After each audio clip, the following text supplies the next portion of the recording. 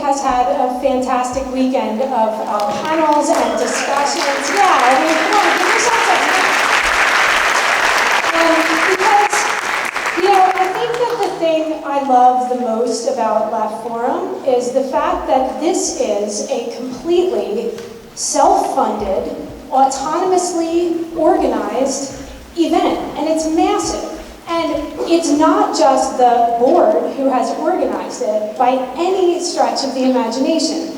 This conference has been organized by the participants in the conference, and I think that's an incredible thing.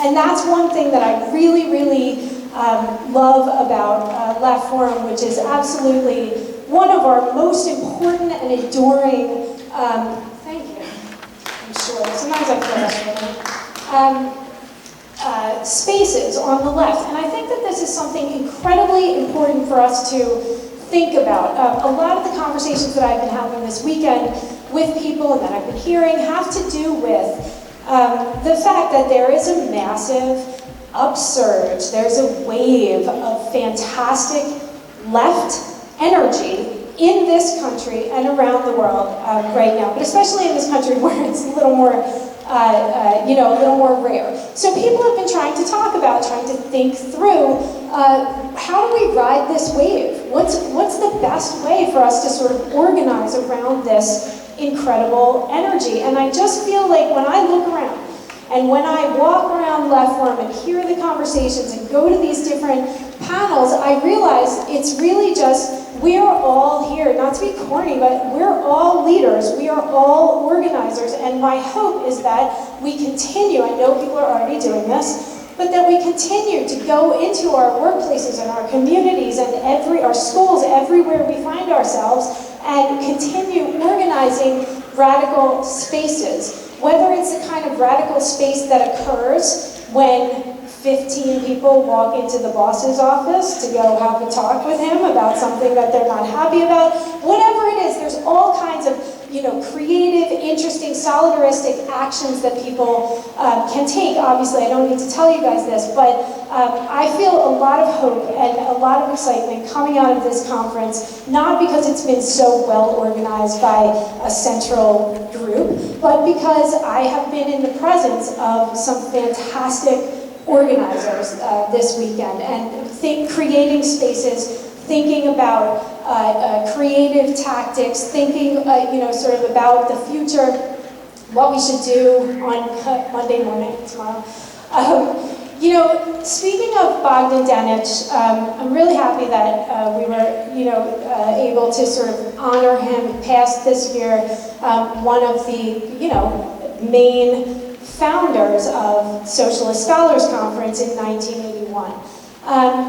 It's been said that during the times that are not moments of big energy and upsurge and excitement and great stuff happening, it's been said that there need to be people to tend the embers and make sure that they don't go out until the next time things get hot. And I think that's really, really important.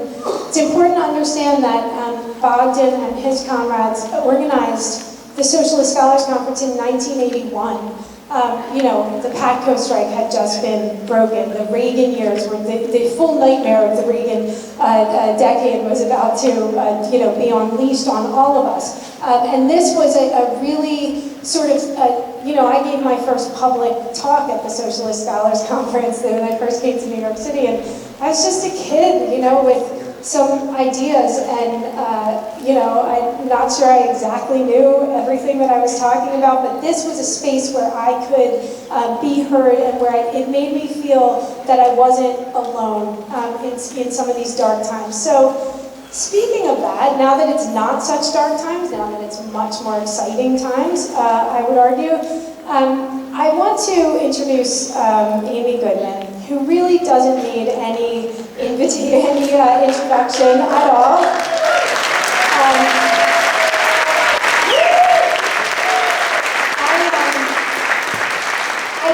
There was a moment, it's been 20 years of democracy now, making it so that you could listen or watch once a day and know that you had heard what was true and what really mattered. You know, I remember this one moment right after 9/11 happened, and you know, the mainstream media was just traumatizing us with these crazy images all the time. I was like alone in my apartment. I had just had a baby. We were bombing Afghanistan. I felt so alone.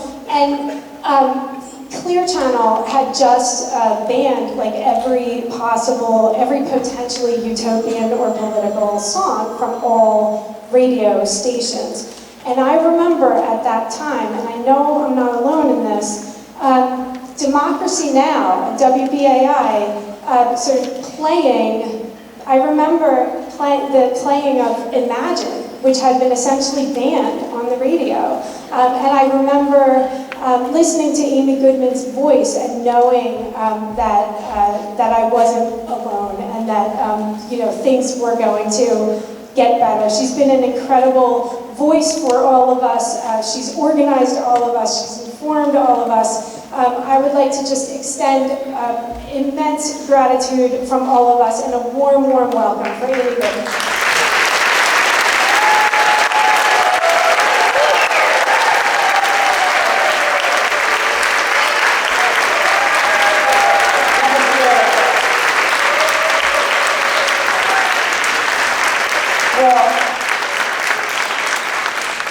It's a really great honor to be here and to be back in New York. We're on a 100-city tour for the 20th anniversary of Democracy Now! And I also want to a shout out to my colleagues, Nermeen Sheikh and Dina Guzder and Erin Dooley over there in the back, and the volunteers and the interns who are helping out.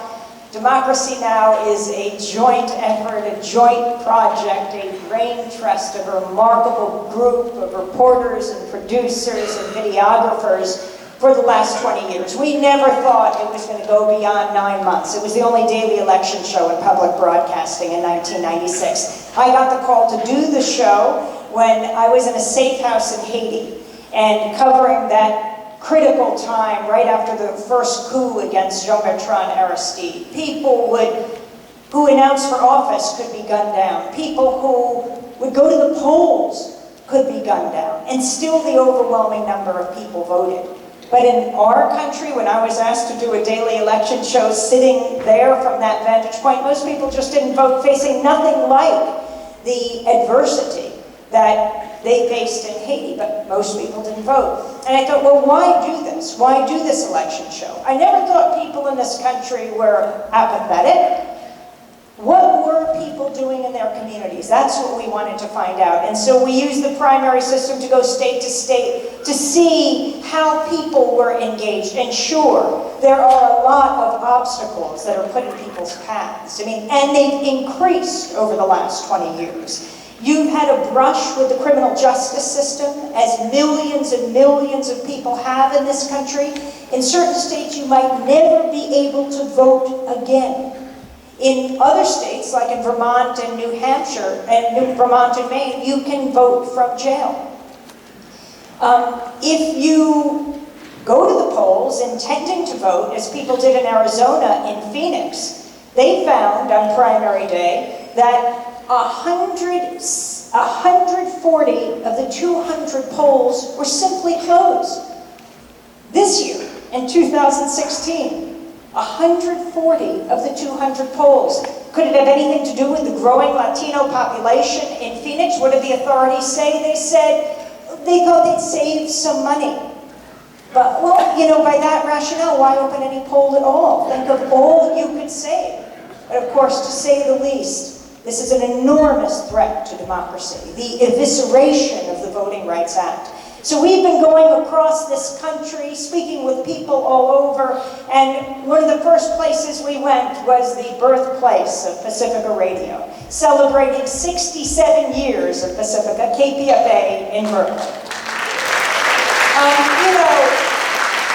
You know Pacifica's history. Born 67 years ago, a man named Lou Hill, a conscientious objector from World War II, came out of the detention camps and said there's got to be a media outlet not run by corporations that profit from war. And so, run by journalists and artists, and that's how Pacifica was born. Or as the late late dean of the Annenberg School of Communications at University of Pennsylvania, George Gerbner, would say, not run by corporations that have nothing to tell and everything to sell that are raising our children today. And so KPFA went on the air in 49. 1959, KPFK went on the air. We were just in Los Angeles celebrating KPFK, and just as we were getting ready for the talk, I got a text on my phone, and it said, Juan Carlos and Chirina have been arrested. Juan Carlos Davila, I think he's, oh, there he is. Okay, there he is with his camera, just actually doing that, but on the streets of New York with Chirina, our videographers of Democracy Now! Where were they? Well, that was the night there was that anti-Trump rally in New York, and 1,000 people came out. And, you know, they filled the streets of Midtown Manhattan, and Chirina and Juan Carlos were on a little bridge next to Grand Central. I didn't even know it existed, the Grand Central Bridge. And protesters were there too. They were filming everyone, and the police came up. And actually, as the police moved in on Juan Carlos and Chirina, the reporters, a commanding officer said, no, they have the right to film. The problem was the officer left. And then they moved in on them, and they pushed Juan Carlos's face into the dirt. They confiscated their equipment, and they were arrested. So as I'm walking up on the stage at KPFK in Los Angeles, I'm getting a text, they've been arrested. Oh my God, what are we gonna do? So I text Juan Carlos, well, go to the source. Are you okay? Yes. Are you arrested? Yes. He didn't even have any misspellings. I said, are you in a police van? Yes. Are you handcuffed? Yes. Are your hands handcuffed behind your back? Yes. So how are you writing? Yes.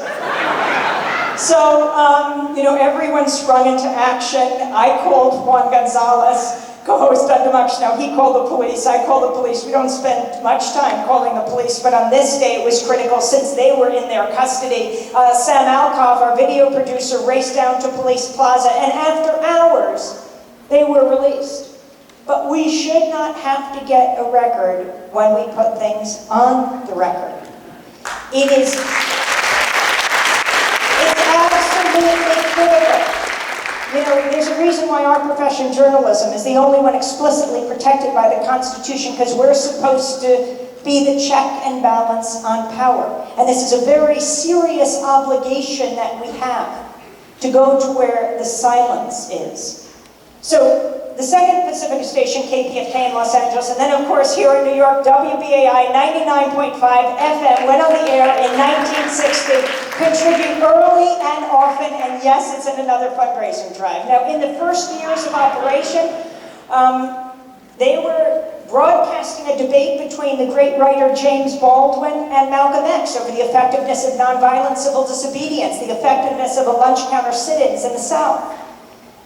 And then there's KPFT in Houston, went on the air in 70, and WPFW in Washington went on the air in 1977. That is the Fabulous Five, that is the Pacifica Radio Network in the United States. KPFT in Houston is the only radio station in the country that was blown up. In the first weeks that it went on the air, the Ku Klux Klan strapped dynamite to the base of the transmitter and blew it to smithereens, right in the middle of Arlo Guthrie singing Alice's Restaurant. And I thought that was a good song. But anyway, they go on the air, they rebuild, the transmitter goes up again, and the Klan straps 15 times the dynamite to the base of the transmitter and blows it up again. So now it'll take months. January 71, they finally get ready. Public broadcasting comes in its infancy to broadcast this moment when the phoenix rises from the ashes. Arlo Guthrie comes back into the Petro Metro to finish his song live on the air, Alice's Restaurant, and KPFT goes back on the air. I can't remember if it was the Exalted Cyclops or the Grand Dragon, because I often confuse their titles, but he said it was his proudest act. I think that's because he understood how dangerous Pacifica is. Dangerous because it allows people to speak for themselves.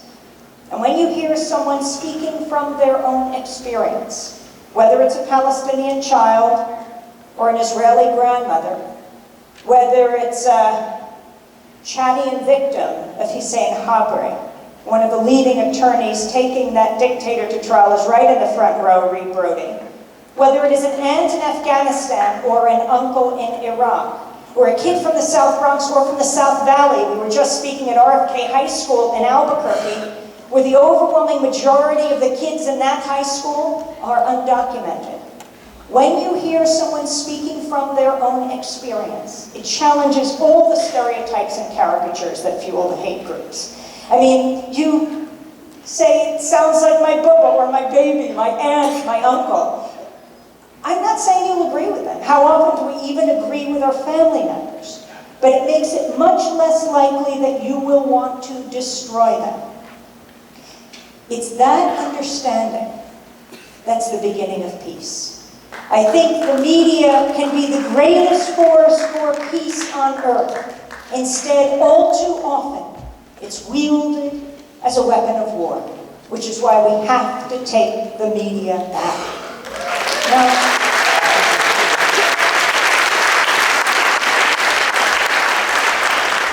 in these last few weeks, we have lost some great prophets and activists, like Michael Ratner. Michael Ratner, who's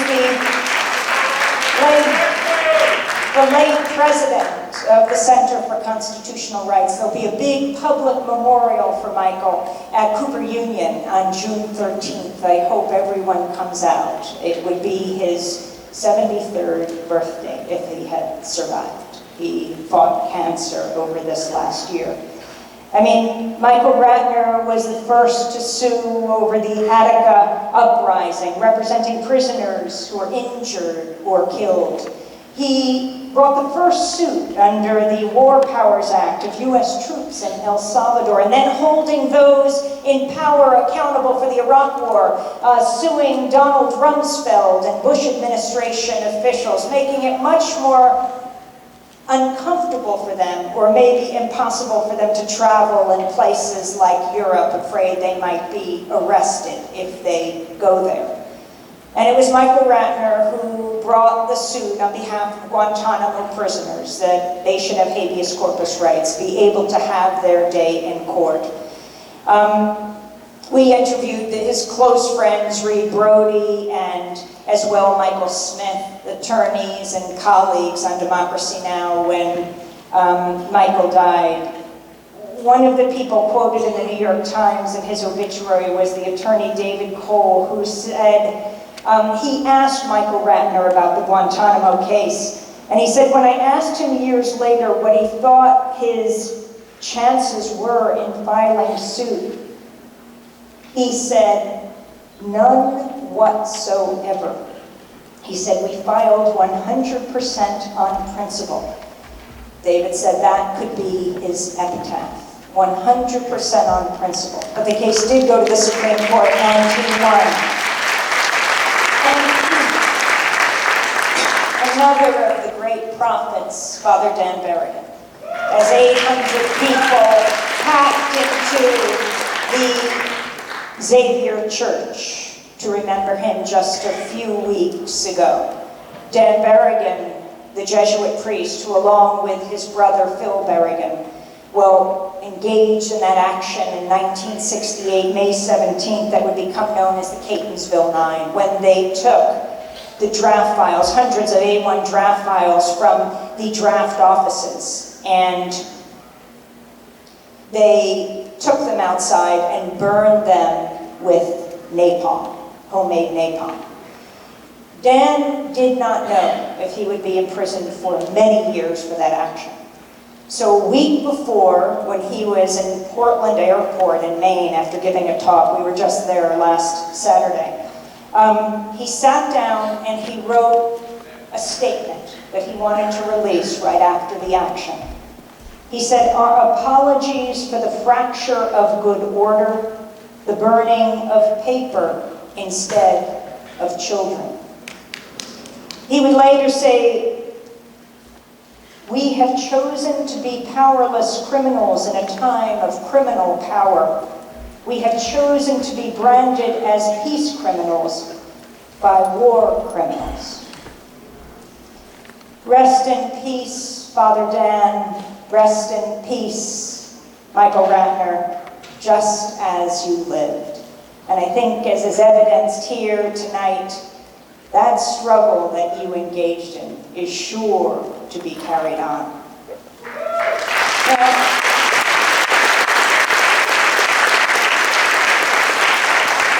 That story I just told you about the Ku Klux Klan, at KPFT, 46 years ago, is a story about history.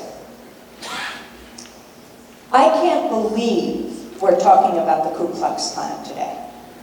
I can't believe we're talking about the Ku Klux Klan in the 2016 presidential election. How is it possible that the presumptive nominee of a major political party, right, Donald Trump, the presumptive nominee of the Republican Party, when asked on CNN whether he would disavow support of an avowed white supremacist, David Duke, I can't remember if he was the Grand Dragon or the Exalted Cyclops, but whether he would disavow his support of Duke and the Klan, he waffled. He said he had to consider this more deeply. When was the last time you heard Donald Trump say he had to consider anything more deeply before he commented? But on this issue, he had to weigh it. What exactly did he have to delve more deeply into? Which Klan chapter it was? You wouldn't want to generalize to all the Klan chapters of the United States? I mean, this is frightening, because you're talking about the possible president of the United States. You're talking about a president who polls are indicating has a very good chance, possibly, of becoming the president of the United States. A man who's ripped open the underbelly of hate in America, opening this Pandora's box. And it's not just his comments on the Klan, right? Look at the rallies.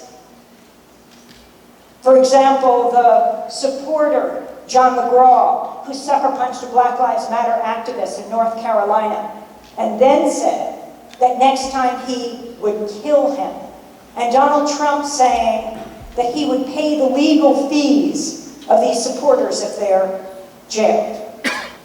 The only silver lining here is I heard Stephen Brill, the legal publisher and writer, say it was interesting to hear him say pay their legal fees because he never pays his own. But anyway, Donald Trump, violence at the rallies.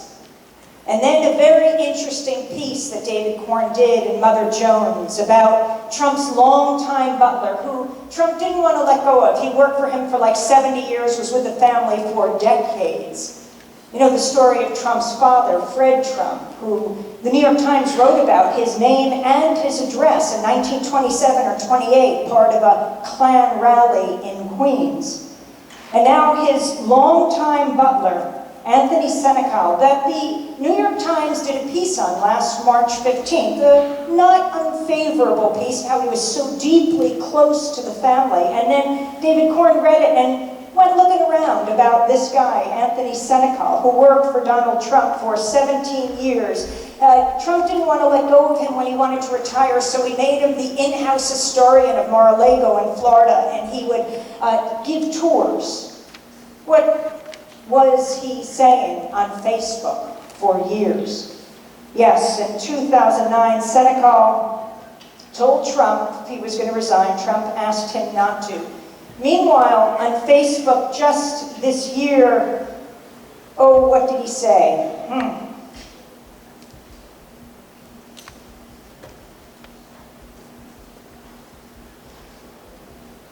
He talked about President Obama saying, this character who I refer to as Zero, he continually refers to him as Zero on Facebook, should have been taken out by our military and shot as an enemy agent in his first term. Instead, he still remains in office doing everything he can to gut the America we all know and love. He goes on to say,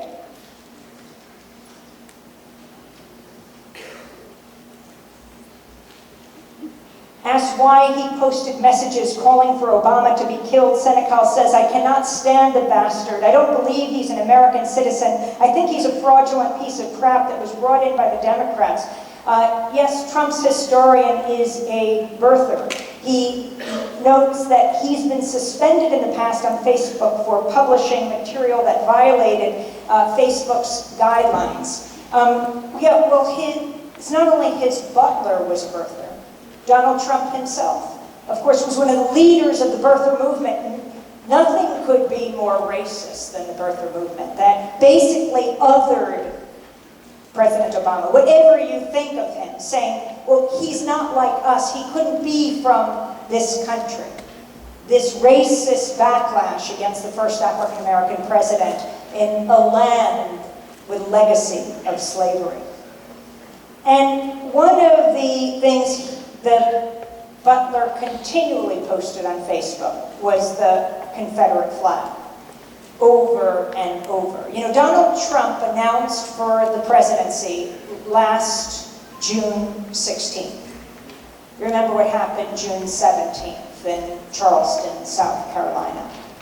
That was the day of the horror, when 9 people, 8 parishioners and their beloved pastor, Clementi Pinckney, were gunned down by white supremacists. He came to join them in Bible study, this young white man. They all knew each other, didn't know him, but welcomed him anyway. And at the end of an hour, he blew them away, except for one woman. He told her he wanted her to bear witness, to tell the world what he had done. A few days later, the survivors and the loved ones of the victims put this country to shame when they said they forgave him. I'd like to say that Dylan Storm Roof unwittingly blew the roof off of the Confederacy. But I don't know if that's true right now, given what is playing out in this presidential election year. But a few days later, when Clementi Pinckney lay in state in the Capitol Rotunda in Columbia, South Carolina, right? He was a long-time state senator as well as pastor at the Mother Emanuel Church. Thousands streamed by to pay their respects. But first they had to stream by the Confederate flag flying at full mast on the Capitol grounds. All the flags of South Carolina at half-mast, except for one, because the Confederate flag could not fly at half-mast. It had been put up on top of the Capitol in 1960s in response to the Civil Rights Movement.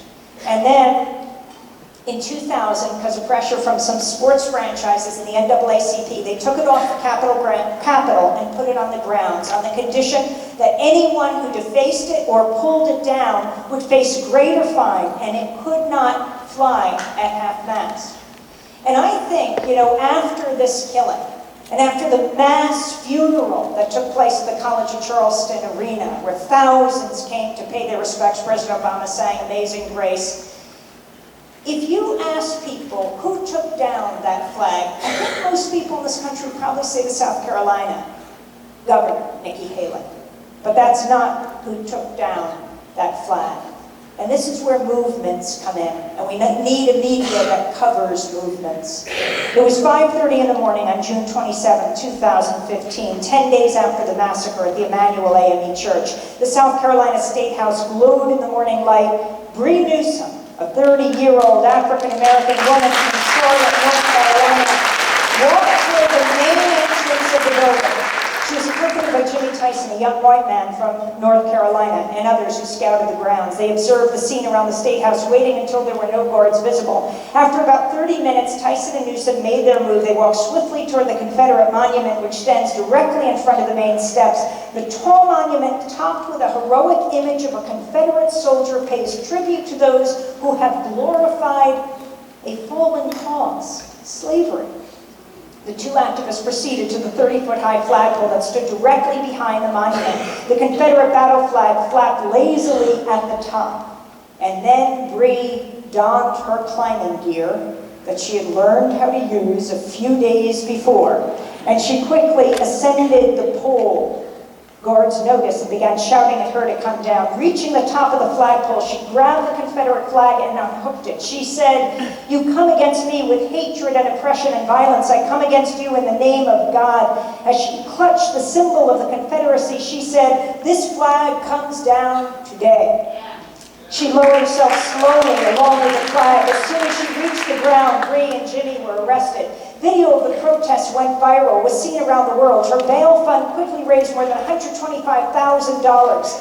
Ava DuVernay, director of the Oscar-nominated film Selma, was among the many to hail her, tweeting, "I hope I get the call to direct the motion picture about a black superhero I admire. Her name is Bree Newsom."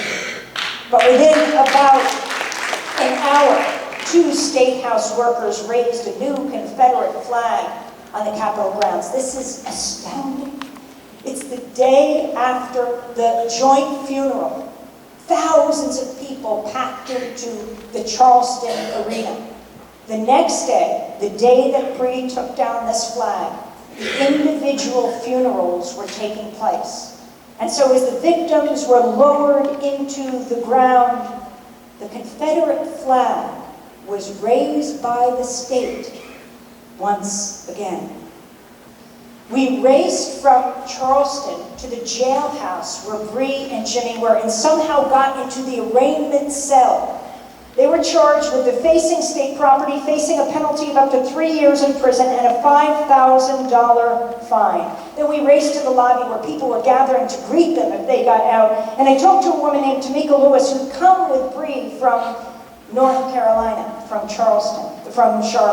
And she said to see that flag actually come down and all the things it represents being taken down by a strong black woman was one of the greatest symbolic images one person could ever witness. And another young black woman named Carol Parker came from Columbia. She had no idea who Bree was. She just knew she'd grown up in Columbia and passed the Confederate flag every day of her life, denigrated and humiliated. And she said, Bree has done what our governor hasn't had the courage to do, what our General Assembly hasn't had the courage to do. She went up there and did what had to be done when it needed to be done. Yes, shouted from the rooftops, it was Bree Newsom who took down the symbol of the Confederacy in South Carolina. Now, as I wrap up, it's absolutely critical that we have a media that covers movements. The movements that don't hit the corporate media radar screen. This year with Bernie Sanders, he hasn't created a movement. He is riding a movement that's been growing for years. As so many said in 2011 after the Occupy encampments were eviscerated by the police, what did that movement amount to? It was destroyed. It didn't amount to a hill of beans. I'm sorry, obviously, this is not the case. Right, the thousands who streamed into Zuccotti Park, the media for the first week didn't cover them at all. At all. There's something worse than negative coverage. It's the vanishing. And that's what was happening. The media moguls and their limousines passing by, the elite journalists, this is the media metropolis of the world. Just didn't cover it. And then I remember Erin Burnett, who started her show out front right about that time on CNN. Her first piece was called Seriously on Occupy. Right? This is how the media mocked them when they finally covered them. They said, what these people represent? They can't even settle on an issue. They're against the death penalty, they're against war, they're against racism, they're against inequality, they're concerned about climate change. I thought, oh my God, they're listening. Yes, all of those issues together. And they would say, they can't even decide on a spokesperson, but it's a leaderful movement, not a leaderless movement. Occupy the language. Now, if you say 1% or the 99%, everyone knows what you're talking about, right? You change the language, you change the world. So many. And I want to move from Occupy to the issue of climate change, where I'll end. But that year, 2011, was astounding. From the Arab Spring, which I think partly inspired the uprising in Wisconsin, right, the home of AFSCME, but also the home of the John Birch Society. You know, the John Birch Society, that racist, segregationist, anti-civil rights, anti-King organization that was co-founded by Fred Koch. That's right, the father of the oil barons Charles and David Koch. And then you move from the Wisconsin uprising to the protests against the Keystone XL in the summer of 2011, then Occupy, then the UN Climate Summit. And anyone who watches or listens to Democracy Now!, you know we cover every climate summit, from Copenhagen to Cancun, from Durban to Doha, from Poland to Peru to Paris. And you might say, given what happens inside these summits, why waste the fuel? Because it's not what happens inside. It's what happens outside. The thousands of people who come from the most threatened parts of the planet, who come to these summits to say, like the 15-year-old boy from the Maldives, my country will be submerged. Like the people of sub-Saharan Africa who say, they are cooking, you are cooking our continent. Turning to the historically greatest greenhouse gas emitter of all, the United States, demanding we change. They have debates in the rest of the world. Those debates around what to do about climate change. Our debates in this country and the media are whether human beings have anything to do with climate change. I mean, the science is settled. It's as if every time we talked about the planet Earth, we brought up someone from the Flat Earth Society for balance. But something unusual happened in Durban, South Africa in 2011, when the outside was invited in because of pressure from the outside. The youth were invited to address the world body. And this is where I want to end, with Angelia Padre. She was a student here in the United States from College of the Atlantic in Bar Harbor, Maine, where we just spoke last Sunday. Angelia Padre, where you get a degree in human ecology, seeing all of these issues as connected. Hundreds of youth came into the world body and they surrounded the delegates, the world leaders, the bureaucrats, the scientists. And Anjali ascended the stage and said, I speak for more than half the world's population. We are the silent majority. You've given us a seat in this hall, but our interests are not on the table. What does it take to get a stake in this game? Lobbyists, corporate influence, money? You've been negotiating all of my life. You've failed to meet pledges, you've missed targets, you've broken promises, but you've heard this all before. She said, we're in Africa, home to communities on the front line of climate change. The science tells us we have 5 years max. You're saying, give us 10. The starkest betrayal of your generation's responsibility to ours is that you call this ambition. Where is the courage in these rooms? Now is not the time for incremental action. In the long run, these will be seen as the defining moments of an era in which narrow self-interest prevailed over science, reason, and common compassion. She said, long-term thinking is not radical. What's radical is to completely alter the planet's climate, to betray the future of my generation, and to condemn millions to death by climate change. What's radical is to write off the fact that change is within our reach. 2011 was the year in which the silent majority found their voice, the year when the bottom shook the top. 2011 was the year when the radical became reality. And then she quoted President Nelson Mandela, who said, it always seems impossible until it's done. And she looked out on the vast vista of faces and said, so distinguished delegates and governments around the world, governments of the developed world, deep cuts now, get it done. And Democracy Now! Was there, the only national broadcast from this country to be broadcasting every day, the voices inside and out, and then broadcasting them throughout the world. Yes, we need a media, like WBAI in New York, like Democracy Now!, like community television in New York, and independent media all over this country and around the world to link together, to break through the static, that veil of distortion and lies and misrepresentations and half-truths that obscure reality, when what we need is the media to give us the dictionary definition of static: criticism, opposition, unwanted interference. We need a media that covers power, not covers for power. We need a media that is the fourth estate, not for the state. And we need a media that covers the movements that create static and make history. Democracy Now!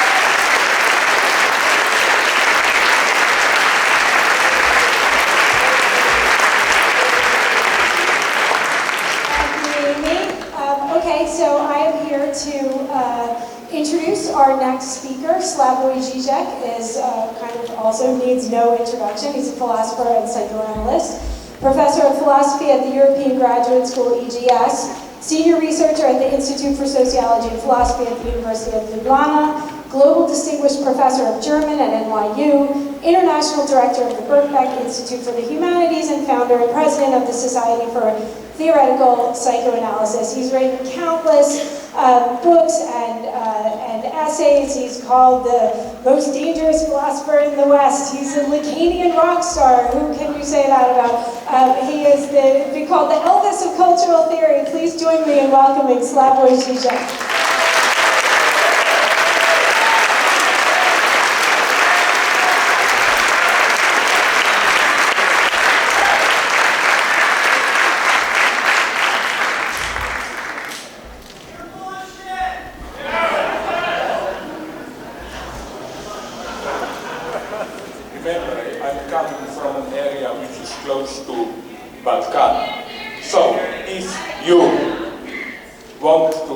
Exchanging insults, I can be extremely brutal, I always will.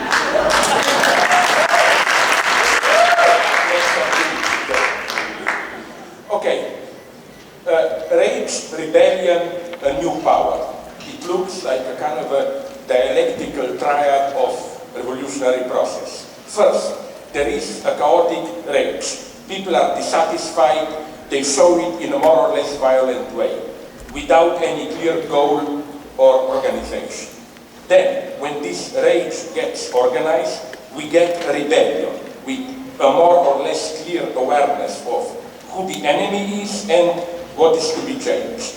Finally, if rebellion succeeds, the new power confronts the immense task of organizing a new society. Remember the wonderful anecdote about the exchange between Lenin and Trotsky just prior to the October Revolution. Lenin said, "What will happen with us if we fail?" Trotsky replied, "And what will happen if we succeed?" The problem is that we almost never get this triad in its logical progression. First, chaotic rage, then normal progress, organization, and so on. Chaotic rage gets diluted or turns into rightist populism. Rebellion succeeds, but loses steam and gets compromised in multiple ways.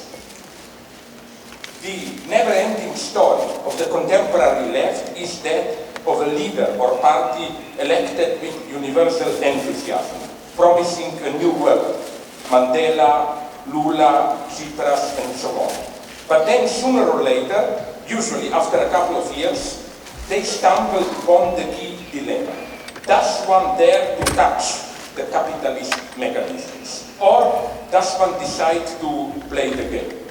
If one disturbs the mechanisms, one is very swiftly punished by market perturbations, economic chaos, and the rest. Just think about Venezuela today.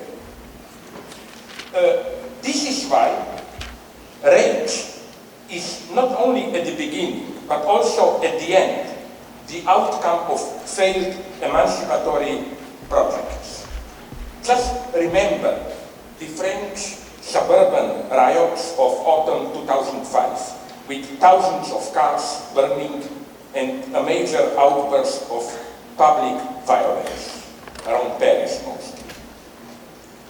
What strikes the eye in these protests is, or was, the almost total absence of any positive utopian prospect.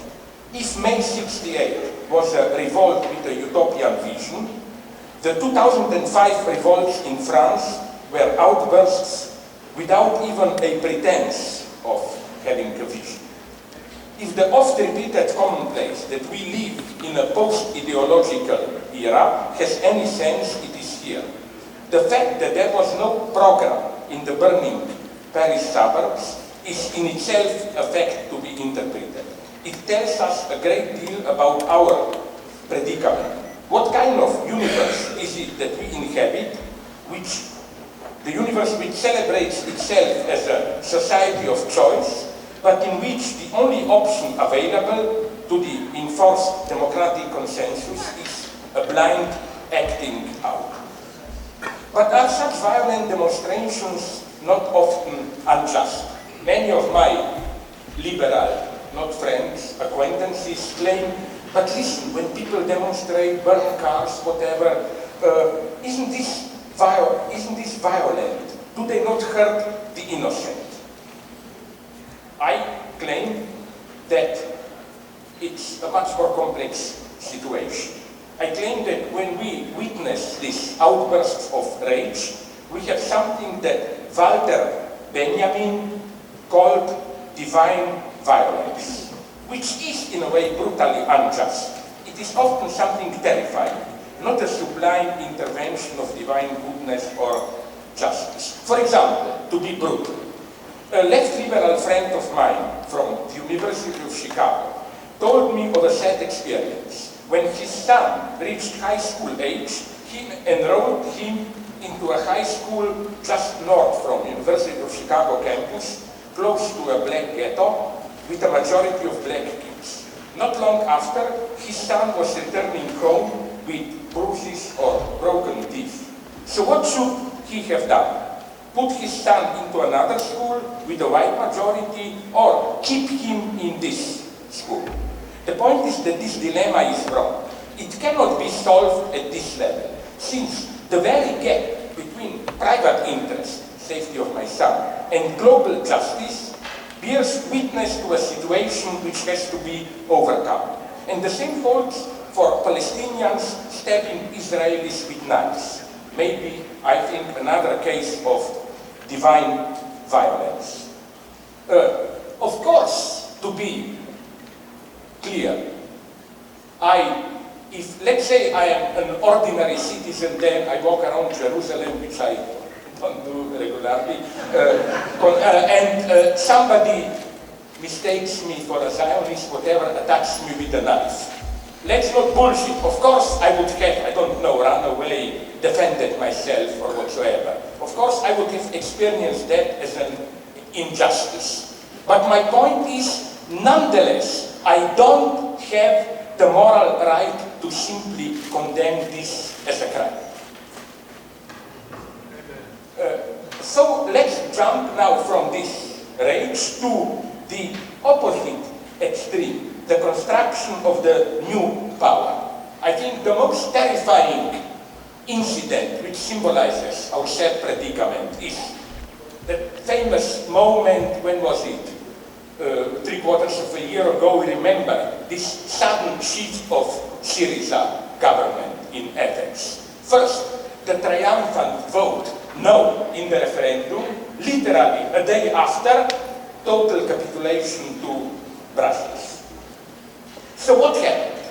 There is a standard narrative with which I don't agree, but I will tell you this narrative. The idea is that things began to go wrong already years ago in the summer of 2012, when after the elections, it became clear that at some point Syriza will take power. At this moment, the Tsipras leadership made a series of decisions, not only about the party line, but also about the type of party they needed. They advocated the transformation of Syriza from a coalition of disparate organizations and civil movements into a unified, centralized party. The great number of members of its central committee made it sure that de facto decisions were made in advance in the narrow, informal circle around Tsipras, the para-center of power. No wonder then that the surrender to the Brussels pressure was decided by this para-center, and it shocked Syriza's popular base, which mostly withdrew into despair and passivity. So I was told that now all this popular base, civil movements and so on is just at a distance. And again, we are back at rage. There is no clear counter-program and so on. However, I don't totally agree with this narrative. Why not? One has to be very clear when one talks about the loss of contact with the social movement base. It is all too easy to reproduce here the old opposition of presence and representation. Presence are authentic social movements, and then representation is the alienated, ossified party mechanisms, state apparatuses, and so on and so on. So the idea is that the left in power should at all costs keep alive its popular roots. I think that this mantra, when the left is in power, they should keep their link with popular social movements and so on, covers up the true problem. How to transform state mechanisms, how to make them function in a different way, instead of just supplementing them with popular pressure from below. In short, it seems clear that, apart from two great models, social democratic acceptance of parliamentary democracy and the Stalinist state, the left has no other practical mode to offer. All the talk about active popular participation, self-organization of the people or multitude in social movements, I think ultimately serves to obfuscate this lack. Is then today's radical left really, I repeat here a wonderful formulation by Alberto Toscano, condemned to fight tooth and nail for social democracy to prove it cannot work?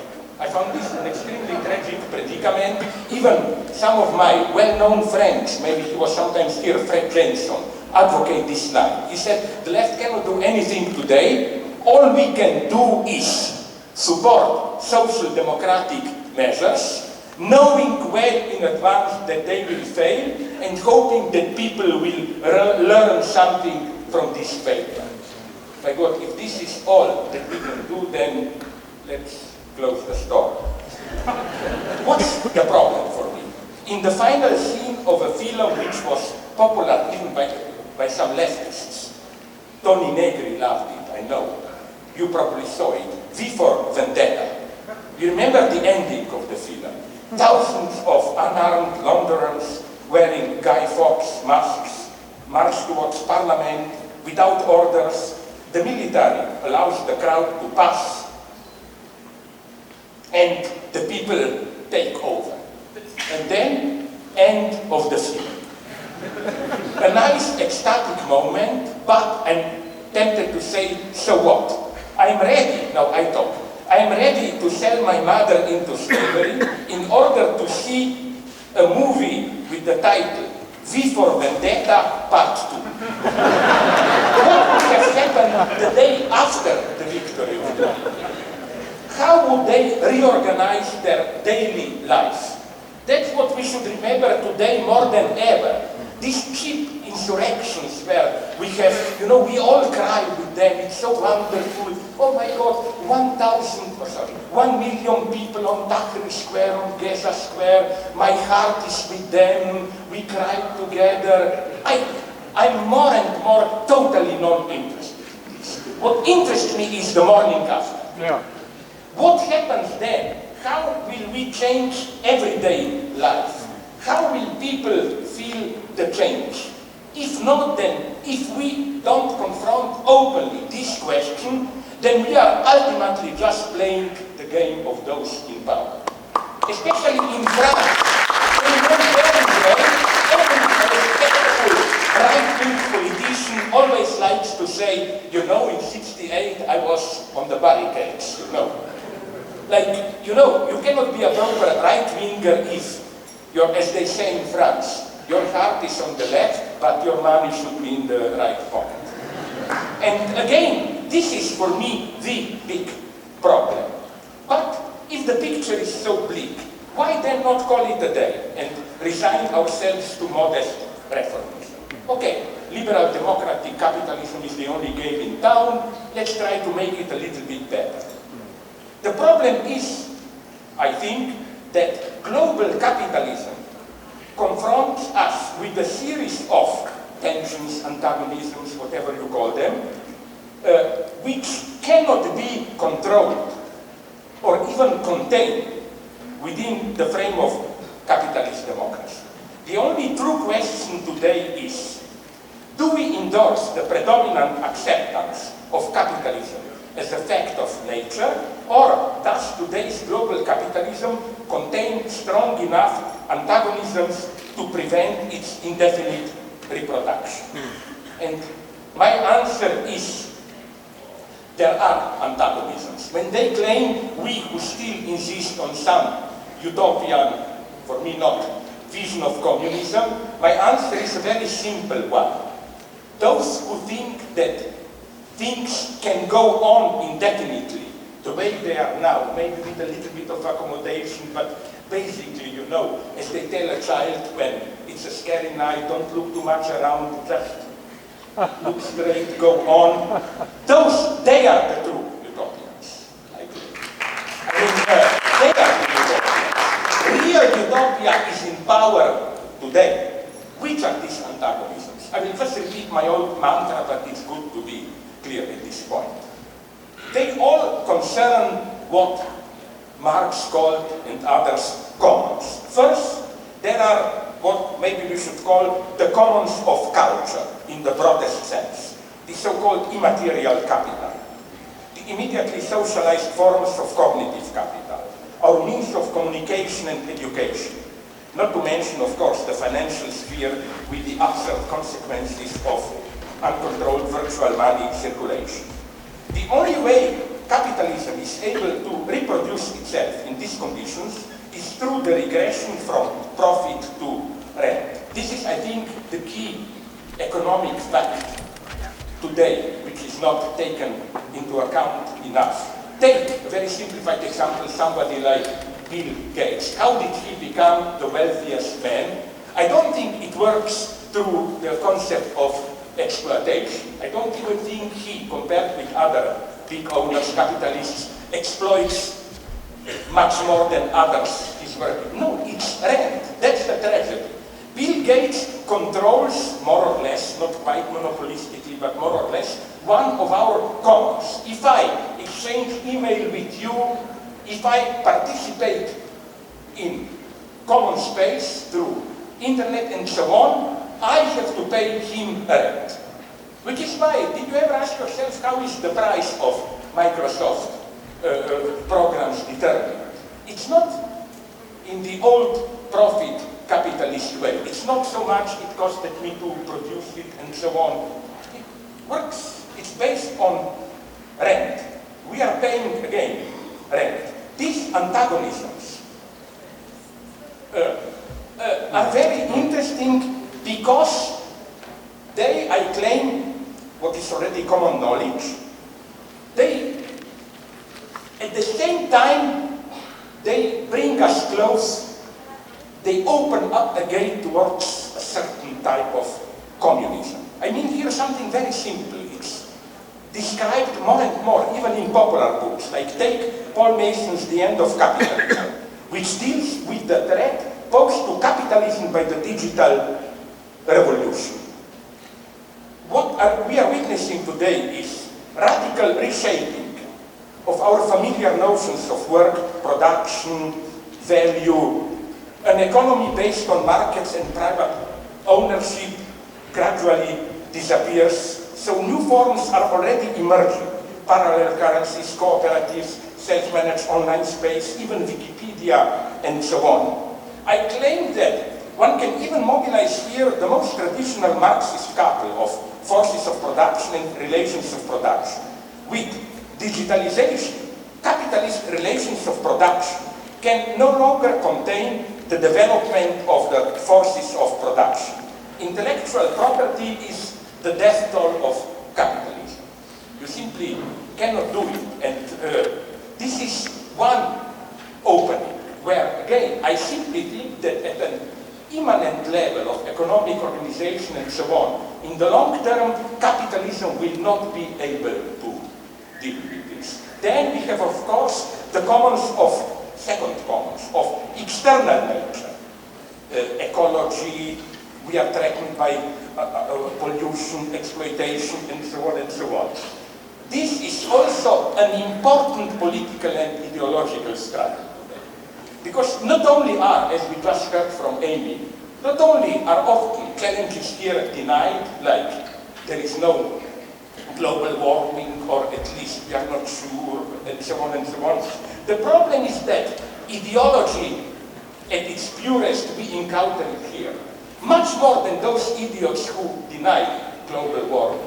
I fear those who fully endorse it, but give it, however you call it, conservative, right-wing twist, like they say, oh, whenever, like to be brutal, like, sorry for this tasteless metaphor, you know, Goebbels said, whenever I hear blah blah culture, I reach for my gun. Well, whenever I hear Mother Nature, I reach for my gun. Because there is a very specific ideology here, as if there is a basic homeostasis, stability of nature, which we humans, through our hubris,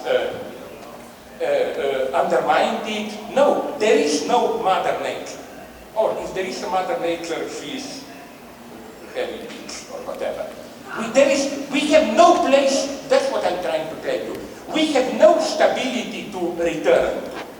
It's a much more tragic predicament. Then, the commons of internal nature, biogenetic inheritance. Are we aware of what is going on now with biogenetic technology? The creation of a new man, in the literal sense of changing human nature, is already a realistic prospect. At some stupid conference, I encountered one of the high bosses of Chinese biogenetic development, and he gave me, translated into English, the program of social goals and so on of biogenetics in China, and already the first sentence tells it all. It says, the goal of development of biogenetics in China is the regulation of biological and psychological welfare of the Chinese people. So can you imagine what will happen if biogenetics is left to private corporations and state? Then, last but not least, of course, the commons of humanity itself, of our shared social and political space. The more capitalism gets global, the more new walls and apartheids are emerging. Separating those who are in from those who are out. Not to mention new geopolitical tensions. This is, I think, a beautiful paradox today. Global capitalism, commodities circulate freely, but people, I hope you notice, it circulate less and less freely. It is this reference to commons, because you see, in all these cases, commons are threatened. It is this reference to commons which justifies the continuing reference to communism. It enables us to see the progressive enclosure of the commons as the process of proletarization of those who are thereby excluded from their own substance. However, in the series of four antagonisms outlined, the one between the included and the excluded is the crucial one. Without it, all others lose their subversive edge. Ecology turns into a problem of sustainable development. Intellectual property turns into a complex legal challenge. Biogenetics turns into an ethical issue. And then, you have all this debate with Catholic Church and so on. Is man just a biological machine whom we can manipulate? Or does man have an eternal soul? And I hope you noticed, here you have ideology at its purest. I hope you noticed this paradox, how the same Catholics who claim man has an immortal soul oppose biogenetic or other intervention into our brain.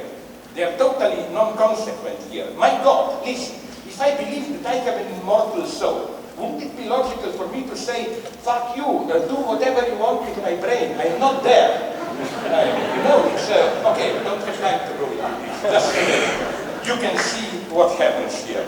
So, one can sincerely fight for ecology. One can defend a broader law of intellectual property. One can oppose copywriting of genes without confronting today's form of class struggle between those included and those excluded. Corporations like Whole Foods and Starbucks continue to enjoy favor among some leftists, even if they engage in anti-union activities. The trick is to sell products with a progressive spin. You buy coffee made with beans bought at above market, at fair market value. You drive hybrid vehicle. You buy from companies that provide good benefits for their customers, and so on and so on. In short, without this ultimate reference to class struggle, we may well find ourselves in a world in which Bill Gates is the greatest humanitarian fighting about poverty, and Rupert Murdoch the greatest environmentalist. It is at this point that refugees, those from the outside who want to penetrate inside, enter. They bear witness to the commons of humanity itself, threatened by a global capitalism which precisely generates new walls and other forms of apartheid. What is happening here? In this fight, we meet new challenges. Jacques Lacan, my psychoanalytic teacher, wrote that even if what a jealous husband claims about his wife, sorry for this make chauvinist example, we can also turn it around, that she sleeps around with other men, even if this is all true, his jealousy is still pathological. Why? Because the true question is not, is his jealousy well grounded, but why does he need jealousy to maintain his self-identity? Along the same lines, for example, one could say that even if most of the Nazi claims about the Jews were true, but of course they are not, but I'm saying provocatively, even if, their anti-Semitism would still be and was pathological. The true question is not, wait a minute, Nazis are making all these statements about Jews, are they true? The moment you accept this premise, you are lost. Because the true problem is not, is this true or not? The true problem is, why do the Nazis, in order to sustain their, if we may call this worldview, why do they need the figure of the Jew? And I claim it's exactly the same with the growing fear of refugees and immigrants all around Europe, which is getting worse and worse. The latest news, I don't know, maybe some of you know it even better, but at 5 p.m., the latest news from Austria is the right-winger narrowly divided. So, you know, this is quite a historic date then. The first, along the line of those cases mentioned by A, you know, that for the first time a direct anti-immigrant racist becomes the president of a state. So to extrapolate it to the extreme, even if most of our prejudices about the refugees were proven to be true, they are hidden fundamentalists, terrorists, they rape and steal.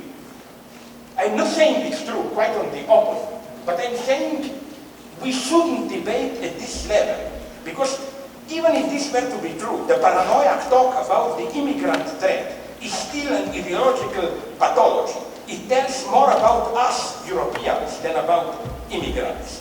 The true question is not, are immigrants a real threat to Europe, but what does this obsession with the immigrant threat tell us about today's Europe? So there are two dimensions here which should be kept apart. One is the atmosphere of fear of the incoming struggle against the Islamization of Europe with its own obvious absurdities. Refugees who flee terror are equal with terrorists they are escaping from. The obvious fact that there are among the refugees also terrorists, rapists, criminals, I mean this in a totally neutral way. Of course there are, but so what? But nonetheless, oh, wait a minute, you see, that's the problem. That's what I'm radically opposed to, and because of this attitude, the right wing is winning in Europe. If the left doesn't need something, it's this beatification of the refugees. They are good, they are nice people. My God, we are in the reality. We are not in a Frank Capra movie, the worst of Hollywood ideology, where the poor people are always good. You are underestimating the horror of poverty. The true horror of poverty is also an ethical one. I'm sorry to tell you, poverty doesn't make noble people. Poverty destroys you also from within. Let me get you an... Hold on. So what I'm saying is that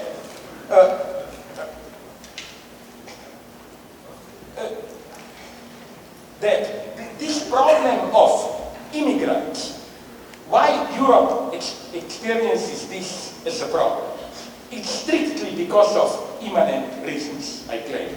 The new economic crisis, the integration of welfare state and so on and so on. So a suspicious gaze always finds what it is looking for. Proofs are everywhere, even if half of them are proven to be fakes later. One should especially emphasize this point today when all around Europe the fear of refugees invasion is reaching paranoid proportions. People who haven't seen not even one actual refugee react aggressively to the very proposal of establishing a refugee center in their proximity. And this reminds me of the basic paradox also of anti-Semitism in Nazi Germany.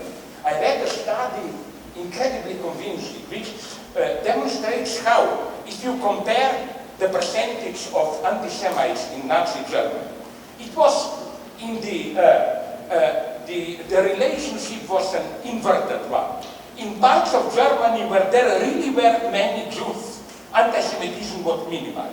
The most violent anti-Semitism was on Bavarian countryside and so on, where there were practically no Jews there. So this is why I claim, now you can shout again because now I'm coming to a very problematic part. This is why I claim, in Europe now we have a debate. Some people claim, even if refugees are making problems here and there, stealing, rapes, whatever, we should not talk about that publicly because we are only feeding right-wingers. We should just ignore it and so on and so on. My idea from my personal experience is, yes, nice, you go on this way, you ended up like Austria. I think that first this is in such a refined way racist towards their refugees. As if they are children who are not really responsible for their acts and so on and so on. Treat them as adult, normal people. Debate with them openly. The catastrophe of Europe is that because some big liberal media were underreporting this, the result was that people, that the right-wing anti-immigrant racist propaganda appeared as, only there you learn the truth, and so on and so on. I claim this is a catastrophe. I claim speak openly about it, and then especially involving immigrants themselves. Made it all public. This should not be just a debate among us, are we threatened by immigrants or not? And then you soon get the real picture, that it's a minority, but also, and this is my point, also that there is a problem here. Not the problem in the sense that we Europeans are right or whatsoever. But let's face it, there are cultural differences. I even don't want to call them culture, because when you say culture, you think about something abstract and so on. Culture, or rather, I prefer the term ideology, is something that structures our daily life. Ideology is how sexes relate to each other in everyday life. It's not what do you think about women's equality. It's who cooks, who cleans the cows, how do you relate with... At all this, at this everyday level, ideology and cultural differences are a real factor, that's all I'm saying, that we shouldn't ignore. Which is why, another problematic point, I think I am always suspicious of this excessive self-humiliation of anti-racist Europeans. I claim, again to provoke you, please stop shouting, I claim that whenever I hear this attitude, we have a negative version of white man's burden. In the old days it's us white men who have the historical destiny to rule the others. now it is, whenever something is wrong in a third world country, it must be our guilt. There has to be some consequence of colonialism and so on and so on. And I have a friend in South Africa, I will not compromise with his name, who is black, and who got this. He told me, this is the most brutal racism. You white people, you do not even allow us to be really bad. Only you can be bad. We are, if we do something wrong, we are like children who were seduced by circumstances and so on and so on. Let me give you another attitude of this racism.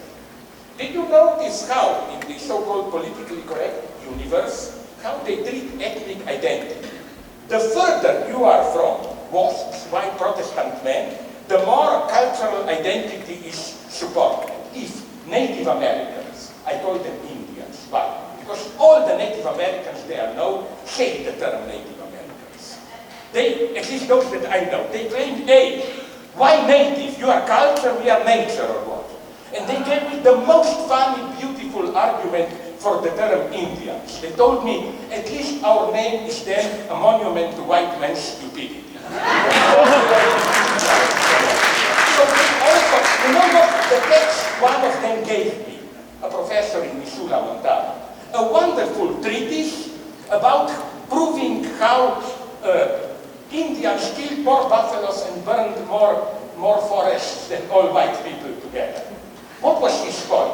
His point, he detected the hidden racism of this idea, you know, we white people destroy, exploit nature, other races, especially Native Americans, have a more holistic, organic relationship. Like when they mine a mountain, they first ask the spirit of the mountain for permission and so on, whatever.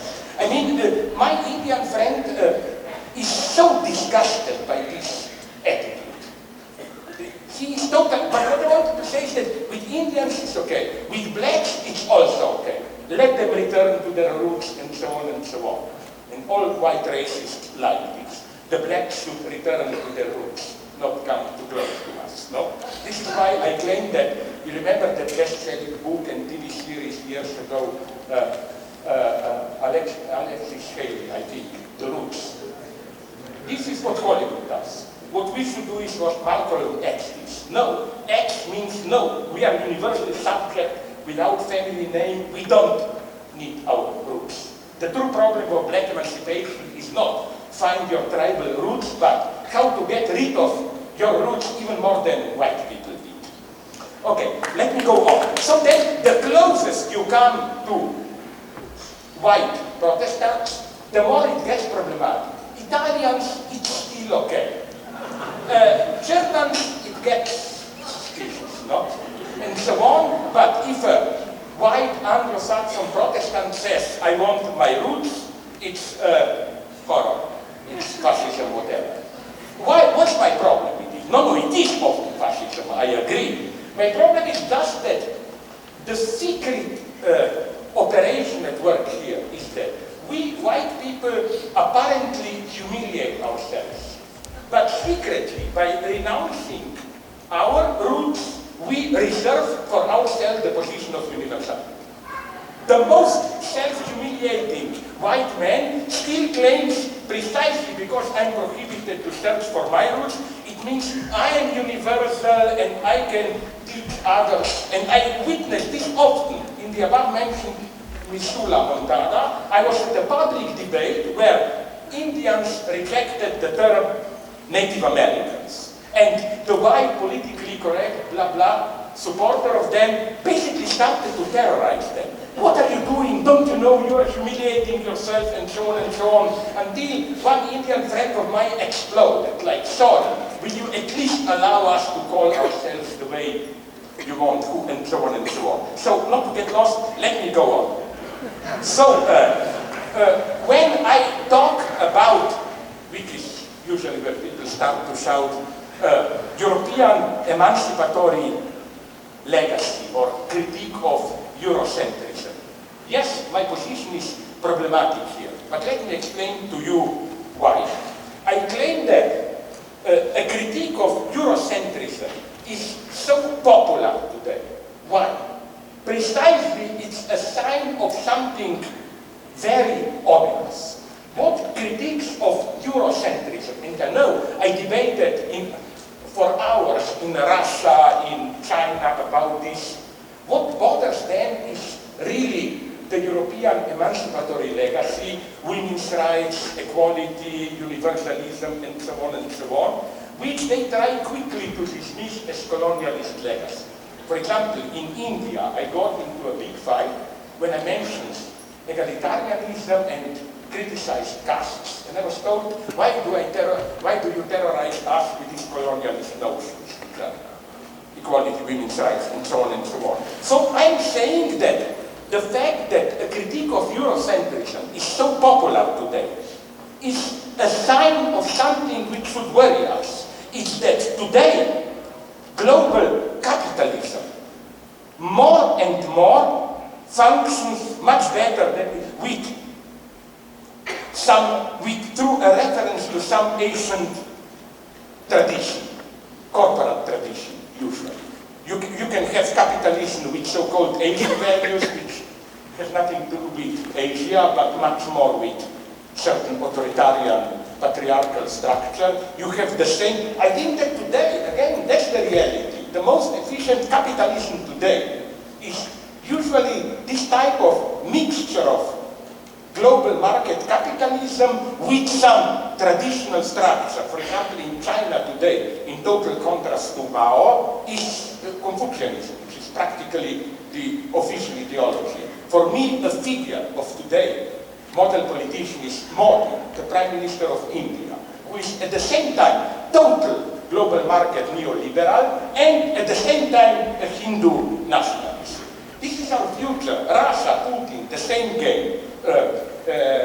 Erdogan in Turkey, the same game, which is why now I'm afraid to go to visit Turkey, because I was already attacked there, because I claim that the opposition between Russia and Turkey is a fake one. They are very similar to each other, and their leader is, I coined this name which condenses the two, Putogan and Erdogan. I claim that Putogan is the new leading figure, this kind of authoritarian figure, and so on and so on. So, to make it very clear, this is what makes me suspicious in this sudden acceptability of critique of Eurocentrism. For example, a guy who attacked me ferociously, maybe you know him, Walter Mignol. It's typical that in the text where he attacks me, he totally rejects the term communism as Eurocentric and pleads for a mixture of these local traditions and so on and so on.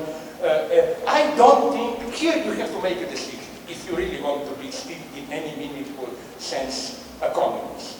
I claim that today, if we are really to confront global capitalism, again, sorry, the choice is this one. Do you do it from a position of some original, cultural, whatever, ancient tradition, identity which resists globalization, or do you remain minimally a Marxist? And the ABC of Marxism is the ambiguity of capitalism, what Malcolm X got so nicely. That the only path to freedom is through this zero-level hell of capitalism, which undermines your particular identity. Why? Because I think reference to some original local tradition not only doesn't help fighting global capitalism, but it functions perfectly with global capitalism. Global capitalism more and more functions like that. Another point, problematic for you, as with relation to this mixture of cultures and so on and so on. Okay, another thesis to provoke. I was thinking about the most stupid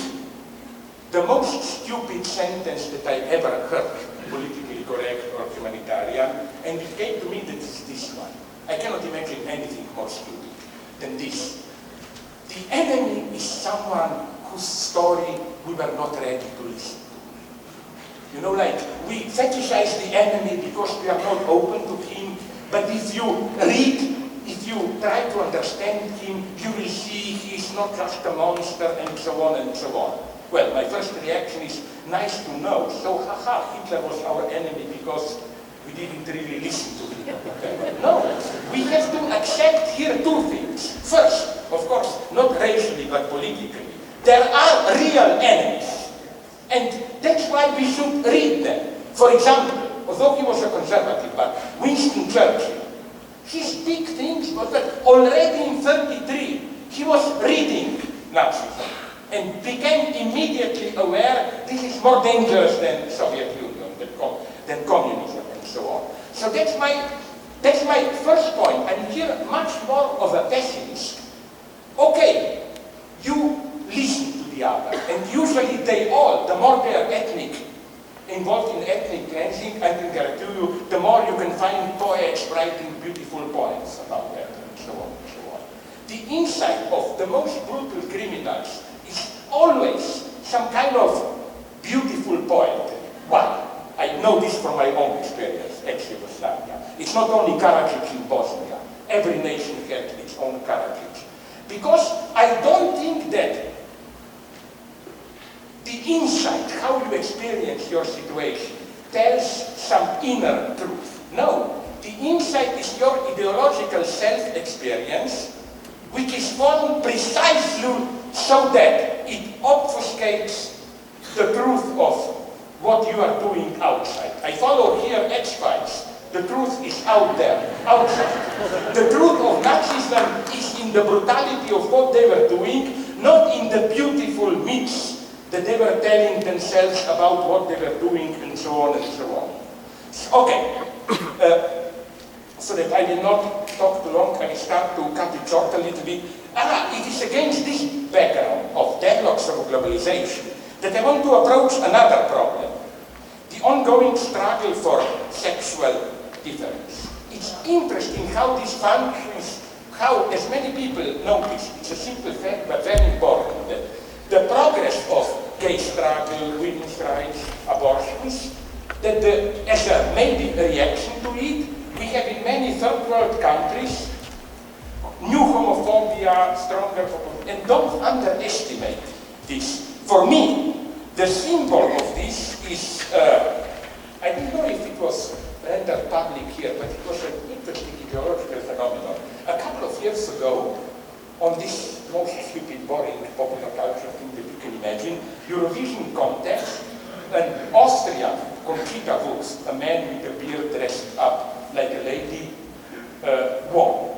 And it was incredibly interesting to listen to the reaction of Russia. Putin said immediately, in the Bible I read there are two sexes. Now, what is this for a monster? Or for example, Dmitry Rogozin, Vice Prime Minister, said that Eurovision result showed supporters of European integration their European future, a bearded girl, like, this is Europe, and so on. And I think that we shouldn't laugh at Boko Haram the way we usually do. They just bring this tendency to its radical conclusion. Think about Boko Haram, you know, the movement in northern Nigeria. What a strange phenomenon this is. It is a kind of a radical political movement. It wants to restructure the entire corrupted society, providing new foundations. And what is the very basic premise of the entire system? Boko Haram, no foreign education for women. Women should remain at their proper place. But what makes things really tragic here, and I know because I met some of their partisans in some debate in London, is that they experience this as their form of anti-colonialism. That's the paradox. They told me, at our everyday life level, the destructive effect of globalization, we sense it precisely in how our traditional family structures, traditional communities are disintegrating. And again, the most visible visible aspect of this for us is women escaping control of their family, leaving family, and so on and so on. So they claim keeping women under control is our form of fighting colonialism. Now, isn't this an incredible paradox? How fixating sexual difference becomes the ultimate resort of anti-colonialist politics. On the other hand, again, another shouting match maybe, so I don't want to get involved too much into it, but nonetheless it's interesting to note, I think, at how here in the United States and also in Europe, you have now this movement, I know, for ending urinary segregation, toilets, and so on and so on. Of course, I totally sympathize with transgender people and so on in their goal. I just have two problems with this, to be very clear. The first one is that the easiness with which big capital supports this struggle should make us suspicious a little bit. You know that letter of 80 Silicon Valley executives, Zuckerberg, Tim Cook, and so on. They signed a letter where they write, the business community has consistently communicated to lawmakers that total support, and so on. I can understand why Tim Cook likes to support desegregated toilets, because, you know, it's much easier and cheaper to do this than to do something about hundreds of thousands of workers in Foxconn that Apple is exploiting there. But you know what's my problem? Let me be frank. I totally support this struggle. Just, there is an ideological mystification in it, I claim. Let me do it in a very simple way. The confrontation, let's call it primordial sin to which those who want to abolish segregated toilets is this one. Let's say a transgender person in any sense, a person not at ease with any of the two sexual roles, masculine, feminine, feels anxiety, like, my God, am I not excluded? Where do I belong? The problem is this one. Sorry for this arrogance. I will say they didn't read properly Lacan. No. In what sense? I think that they confuse sexual difference, or rather antagonism, and prescribed sexual roles. Following Lacan, all our sexual identities are based on the same uncertainty. Anxiety is even part of the most standard sexual identification. My God, to be vulgar. I'm not transgender, but I get this experience all the time. Like whenever I enter, or not always, but often, when I enter a male, masculine toilet, I ask myself, my God, but how do I know? Am I really a man or whatever? I think that this, I'm not joking here, this type of doubt is part of our sexual identity. Sexual identity is not just a simple assignation of roles. Why? Because, I don't have time to go now into Lacanian theory, but the basic premise is that what transgender people really want to get rid of is what Lacan in his jargon calls the anxiety of castration. That you are, by entering symbolic order, you are deprived of something. And I claim you are always deprived, even with most open toilets. This is, I think, the illusion of transgenderism. Of course, okay, the problem is not they feel segregated, of course we should do this, but remember that an anxiety, if there is a good lesson of psychoanalysis, it's this one, that an anxiety is the most basic part of our symbolic social identity. Basically, you don't know what you are, and to cover this up, you escape into a symbolic identity. And the real problem is this. But okay, let me go on. Why all these problems today? I'm sorry, I speak too long, I will start trying to cut it short a little bit. I I want to address with Trump what Amy was addressing Donald Trump problem. You know, my problem is only this one. I think Trump is disgusting. Like, you know, with Trump, I become a racist. Like, is this really one of us? I have no problem with blacks, Jews, Arabs, but I have problem not being racist towards Trump. But my point is another one. I think he is a confused opportunist, and I fear, if you ask me frankly, I wonder if you would agree, I fear much more somebody like Ted Cruz in the White House. Because with Trump, you can see clearly how he improvises just disgusting statements, but then he counteracts with things which are not totally wrong. He said we should talk with Russia. He put a much more balanced, suggested a much more balanced attitude in the conflict Israel-Palestine. He said that he wants, basically, didn't he say that he wants health care to be even expanded, he is for a rising minimum wage, and so on and so on. I'm not saying he has any deep convictions. I'm just saying that he's playing a certain opportunistic game, and I don't think there is really some evil person behind. It's much more in somebody like Ted Cruz. Just look at Ted Cruz statements.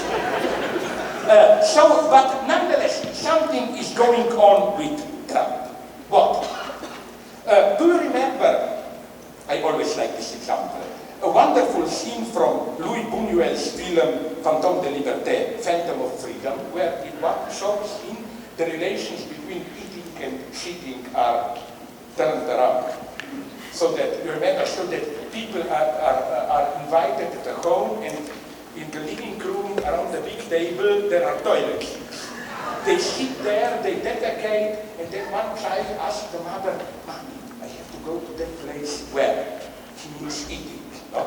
And mother said, no, don't talk about this publicly, go there discreetly. And he locks himself in a room and quickly eats sandwiches. No? So I was always thinking at this scene when Donald Trump was unflatteringly compared to a man who noisily defecates in the corner of a room.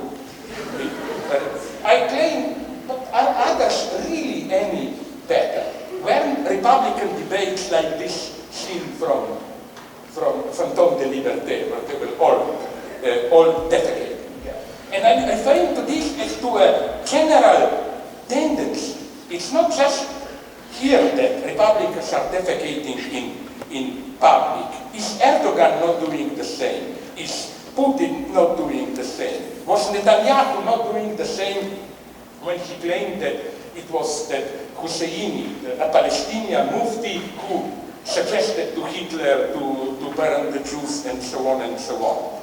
I think something is happening here which should effectively worry us.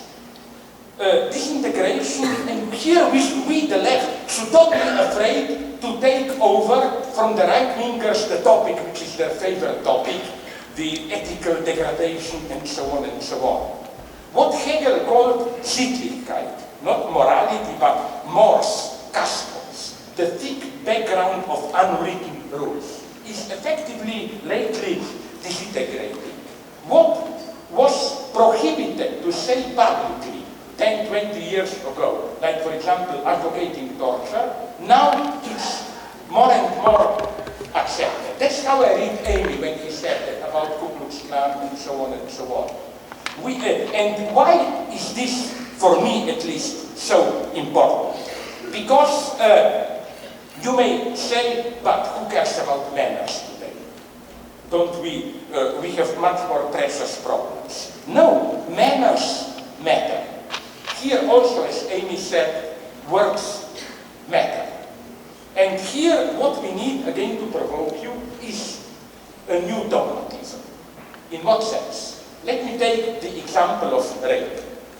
I wouldn't like to live in a society where I had to argue all the time that rape shouldn't be done. I would like to live in a society where, at the gut level, spontaneously, as an unquestionable dogma, rape is out of the question.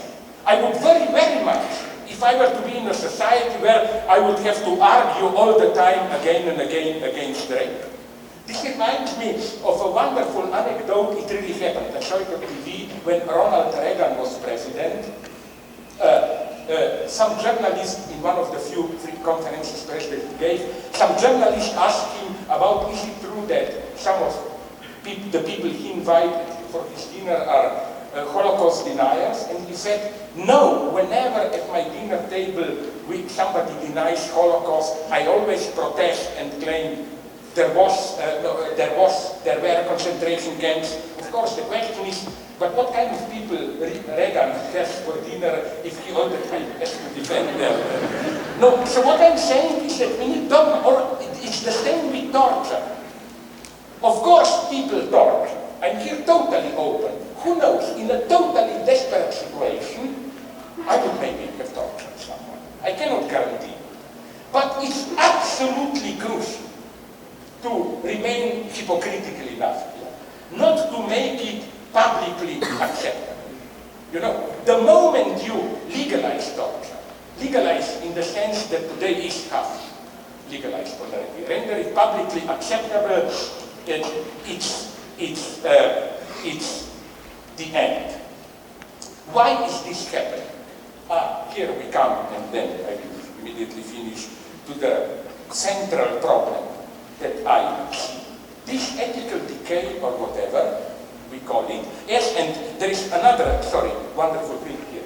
Did you notice how, if you are old enough, I am, in the 60s, all that upheaval and so on, usually the radical protesters were using dirty words to shock the establishment. Now it's almost the opposite. The more you go to the right wing, the more they are vulgar. And I think we should proudly accept, shamelessly exploit this fact. No, today, we, the left, whatever remains of it, are the only true defenders of simple common decency and so on. We are the ones.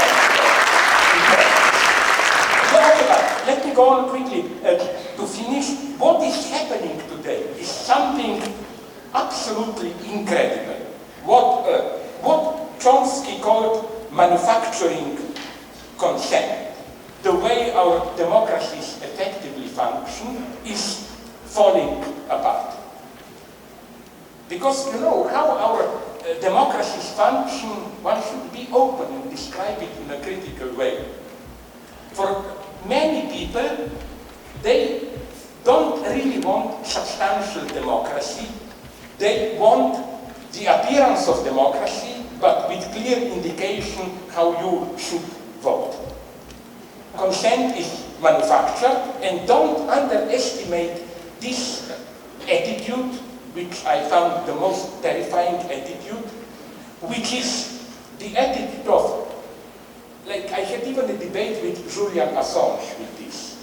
Because he still thinks that by bringing out to WikiLeaks, whatever, he's teaching people something new. Basically, I don't think so. In a way, we all knew it. The problem is that we knew it but decided to ignore it. We wanted to act as if we don't know it.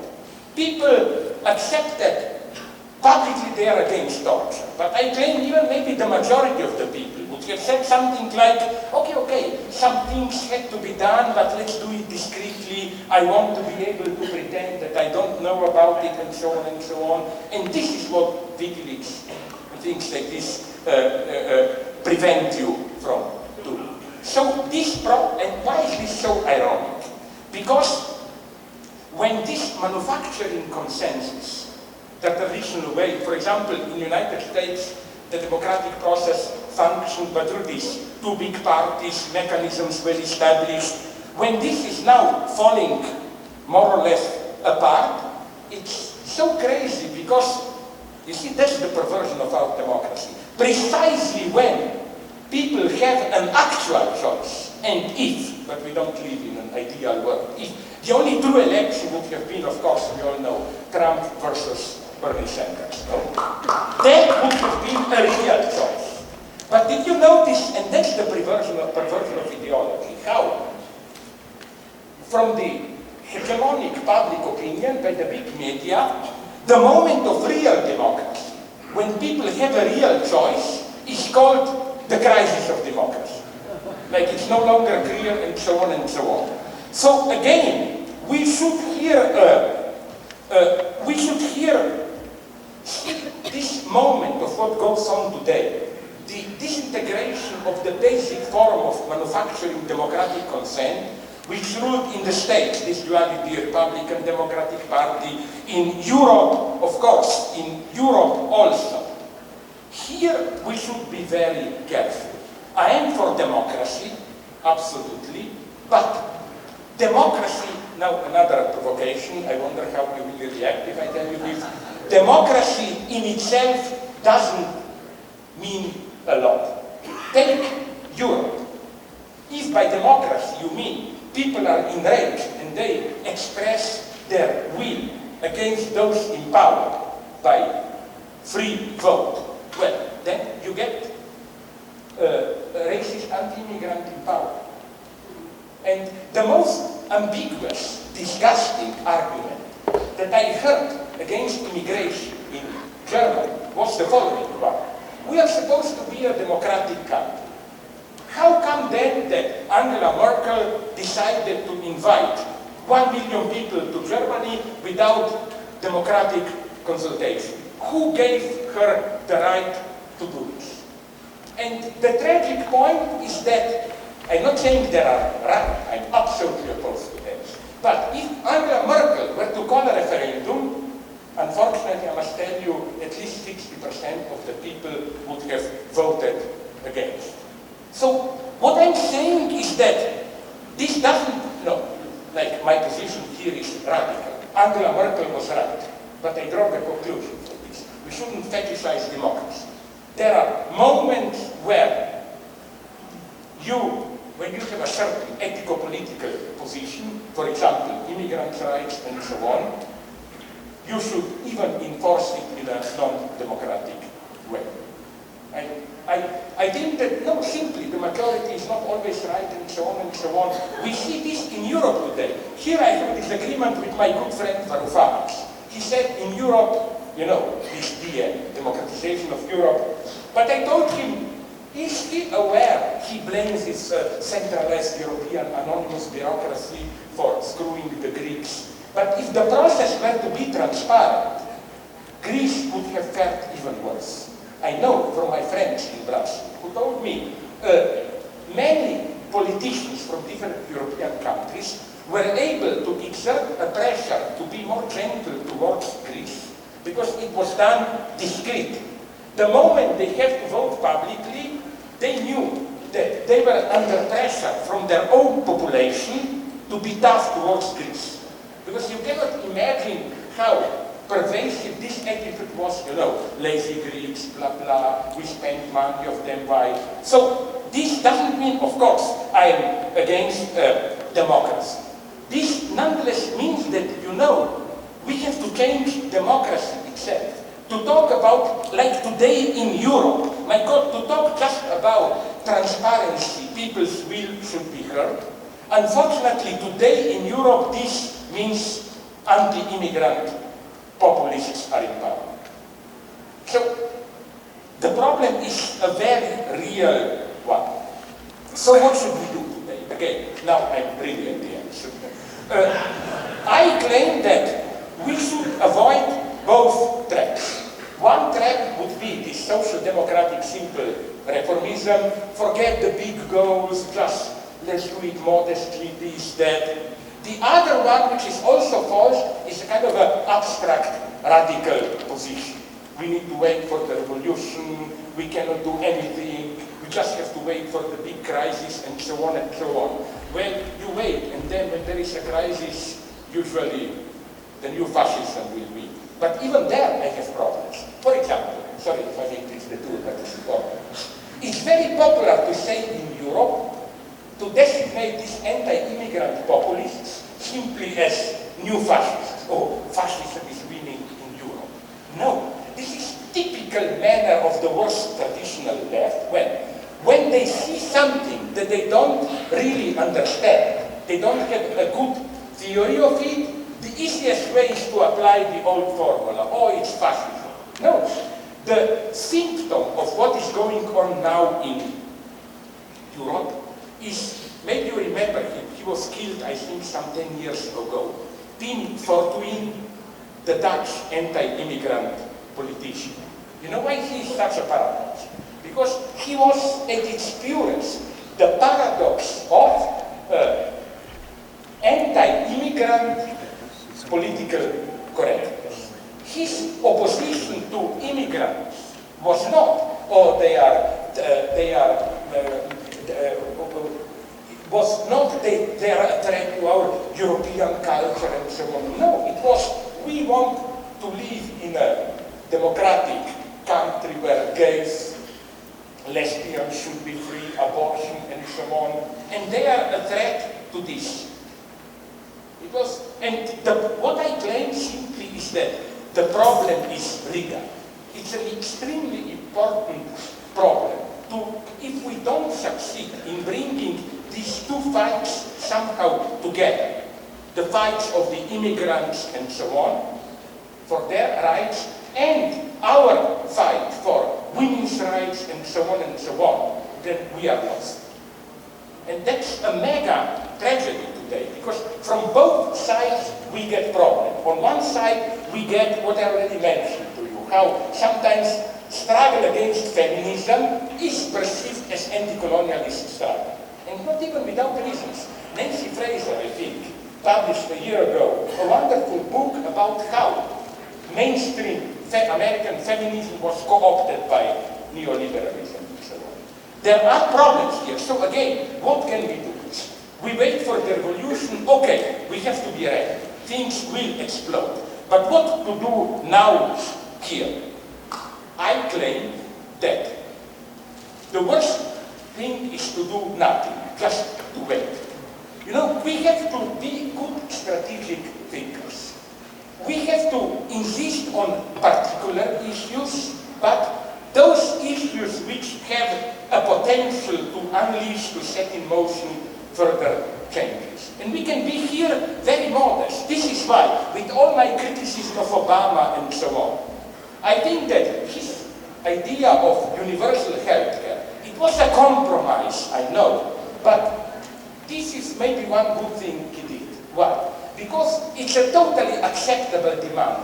Most of European states have it, Canada has it, so you cannot accuse him of being communist or whatever, but nonetheless it's obviously something that is non-acceptable for today's predominant American ideology. You know that. Republicans brought him to Supreme Court or whatever and so on and so on. So what I'm saying is that we should just insist on specific demands, on this, on that, which may appear, and they should appear, totally innocent.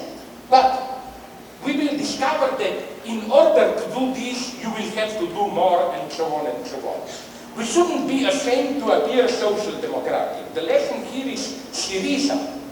You know, people don't notice that. Varoufakis knows this very well, that the program of Syriza was something that 50 years ago in Europe, it would have been not even a radical, but a very modest, central social democracy. And today, so in order to demand today what? It was part of the centrist social democracy 50 years ago, you are supposed to be radical left. So let me just now really conclude with a simple metaphor from what I like, which are all science fiction movies. You know, this idea, you are in a room, many buttons, and you press the wrong button. And you think nothing, just the light will go on, but then the whole room starts to fall apart or whatever. Really, I think we should find demands like this. Specific demands which may appear modest, but since our system is getting more and more ossified in a neoliberal way, if we insist on this demand, more will appear, and so on. So to conclude with the Hegelian paradox, Hegel always emphasized how the truth only emerges through illusion. I would have said this, yes, our goal should be radical transformation of society.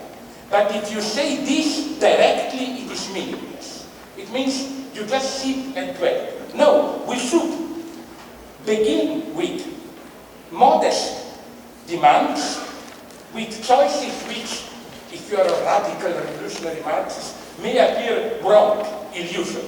But they will, if we insist on them, it will be more and more and more. In other words, we should not be afraid to endorse what I ironically call wrong choices. Wrong in the sense of naive, moderate demands. But they should be well chosen. By beginning this, we get more and more and more.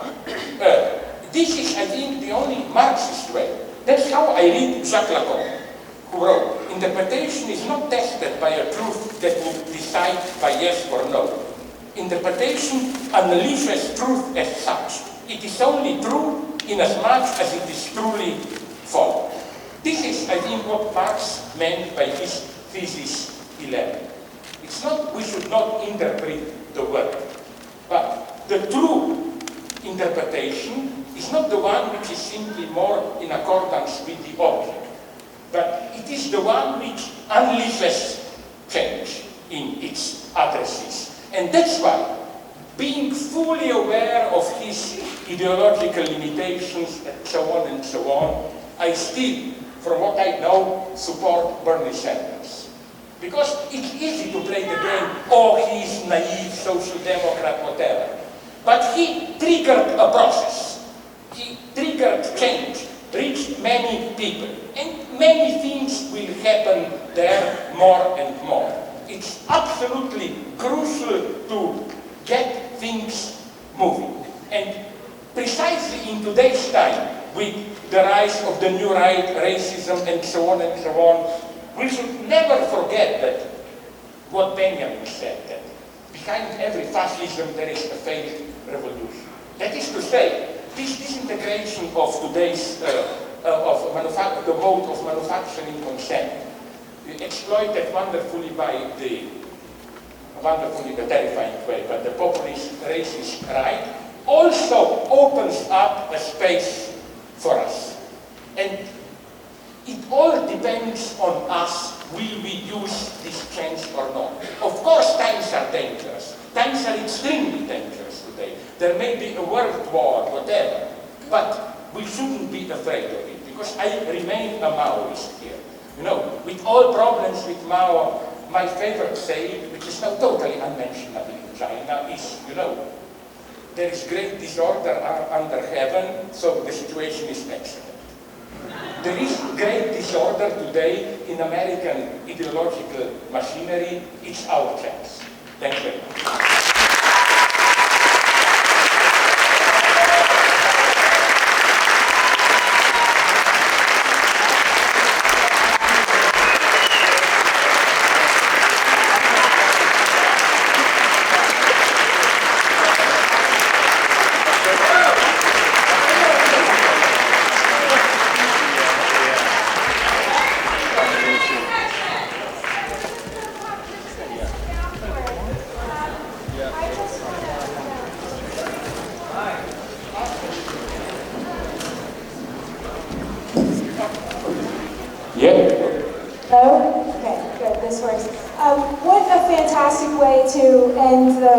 Thank you so much for that. And I'm reminded of a number of things.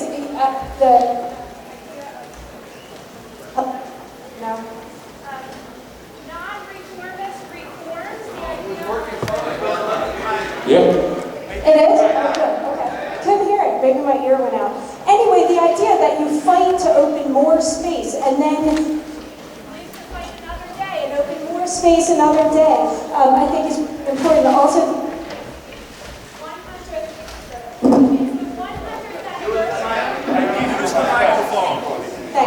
it's the 100th anniversary of the Easter Rising, which they did not think they were going to win or take power, but they knew that what mattered was to act, and it opened up all kinds of spaces, and even in so-called losing, they fought. You know who wrote a wonderful text? It's an incredible text. text by Lenin, who said, he defended Islam Uprising against all those radical leftists who said, but this is even Catholic churches behind and Irish nationalism. And Lenin wrote a wonderful text where he said, it doesn't matter, it started, it triggered a movement. And I think that's the way we need to think now. And I also like this idea of, there's so many things I'm reminded of in what you were talking about. One is this new study that came out that showed that Indians don't actually give a crap what the Washington, D.C. team calls their football team, because it's not all about what white people do. It's not all about what the NFL does in terms of their own identity and how they see themselves. And then also this idea of the Buñuel film. I think this is fantastic. The Buñuel film that you referenced. No, this was my association when I watched Republican debates. Totally, yeah. Just cheating there.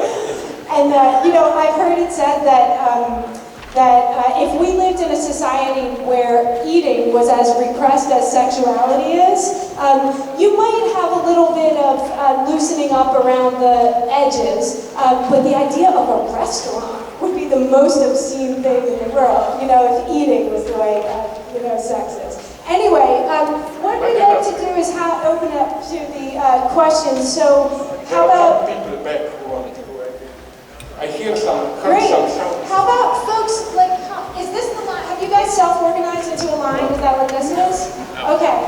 Would you self-organize into a line and then we'll, have questions? Self-organized in a line. Many provocative things said, I assume you were she's not here. She had to leave. So, yeah.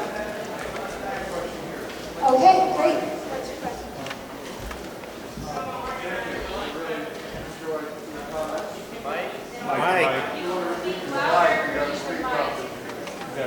Maybe we should put a mic there and have a line so that... Yeah, here you go. How about, I'll hold it and you just go ahead and I'll be the one. I really appreciated your comments. At one point you said, I thought something very interesting and useful, which is trying to bring together the politics of, I'm not going to get it exactly, but transformation and defending immigrants or refugees. And I'd like you to elaborate on that, because I think many people who are not anti-immigrant nevertheless would acknowledge that there's an extreme tension in advancing an agenda of social democracy between being able to achieve some of those goals for a polity while at the same time having to accommodate anyone who may be in need of moving to another country. So if you see what I'm getting at, if you could speak to this very practical tension between meeting the needs of an exploited domestic population while at the same time arguing for the pro-refugee settlement and accommodation that you're arguing for. This here, okay, I'm getting into difficult, how do you call it, stormy waters for me, no? But this is why I made a totally crazy proposal, for which I was already physically attacked, militarization. I, of course, don't mean the army should protect Europe. I don't give a damn about that.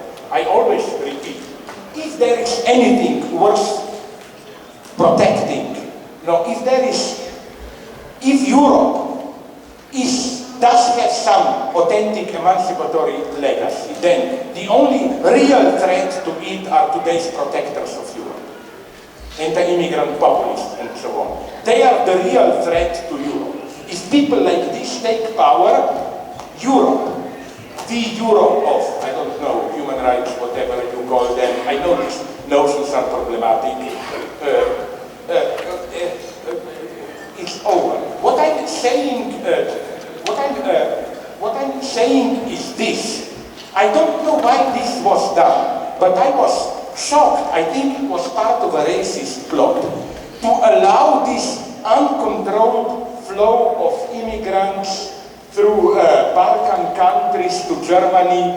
The result was totally predictably catastrophic. there was paranoia, fear, and rumors were spreading. It would have been so easy to do something like you mobilize military so that at least they can do something useful. You establish reception camps in Turkey, Syria, Libya. You process refugees, air bridges to Europe. It would have been so easy to do this. I still don't get it why it happened in such a way. The only explanation I have is moderately paranoid one. It's that somebody really wanted to create this tension. And there are so many other problems to clarify here. For example, to understand the so-called terrorist attacks. And they claim, this is why refugees are a threat, and so on and so on. But practically all, if one is to believe the big media, which I doubt more and more, practically all the terrorists are second-generation immigrants whose parents were already fully integrated. So this is why it's so stupid when liberals are saying we have to enable refugees to get integrated. Obviously, there was something deeply wrong with the type of integration offered to them. Because again, all the terrorists come from well-integrated families, and this is their rebellion against their integrated parents and so on and so on. So again, to answer your question, just a general answer, instead I will give another lecture. You know what's so crucial? I don't like it if we put it in these terms, conflict or collaboration of cultures and so on. We will never find unity at this level. I claim our starting point should be this one. We in our societies have our struggles, political progressive struggles. They have their struggles. The only unity that I see is the unity of a struggle. And didn't this happen illusory as it was? Do you remember Tahrir Square in Egypt? We immediately knew we are on the same side when they were protesting against Mubarak. We didn't need any of these cultural theory explanations, but how do we know that they mean the same thing as me when they use these words, and so on and so on. So solidarity is the solidarity of struggle. If we abstract of the struggle, if we don't make our struggles the moments of the same struggle. For example, what does this mean concretely? I'm involved in another polemic. What goes now on the West Bank, Palestine? It's an important movement among Palestinians themselves against so-called honor killings and so on and so on. They see very well that it's not simply Israel is a secular progressive country. I think incidentally Israel is now becoming one of the most fundamentalist religious countries that you can imagine. But okay, it's not that we have secular Israel and then primitive Palestinians. No, not only is the struggle going on among Palestinians, but you can see it clearly how Israel is discreetly helping conservatives. Not really. For example, when you have honor killings, I was told by my friends, Israeli police or Palestinian police controlled by Israel, they don't really even investigate, they tolerate that. Why? Now we come to the crucial point. To my point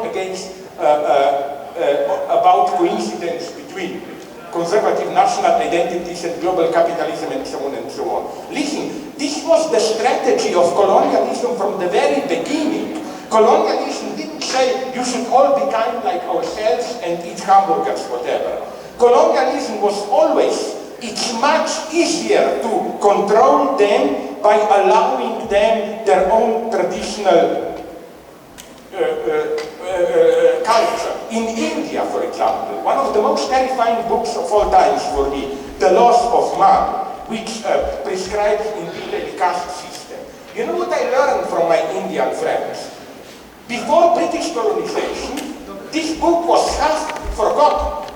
It was literally resuscitated by the British colonizers stable traditional system to those that they want to colonize. So again, to cut short, otherwise I will get lost, my point is find the same struggle. This is the only solidarity. And all these other questions about, these are what I ironically refer to as UNESCO questions, you know. All of humanity is one wonderful family where each has its own struggle. No, solidarity must be solidarity of struggles. This is the only actual universality.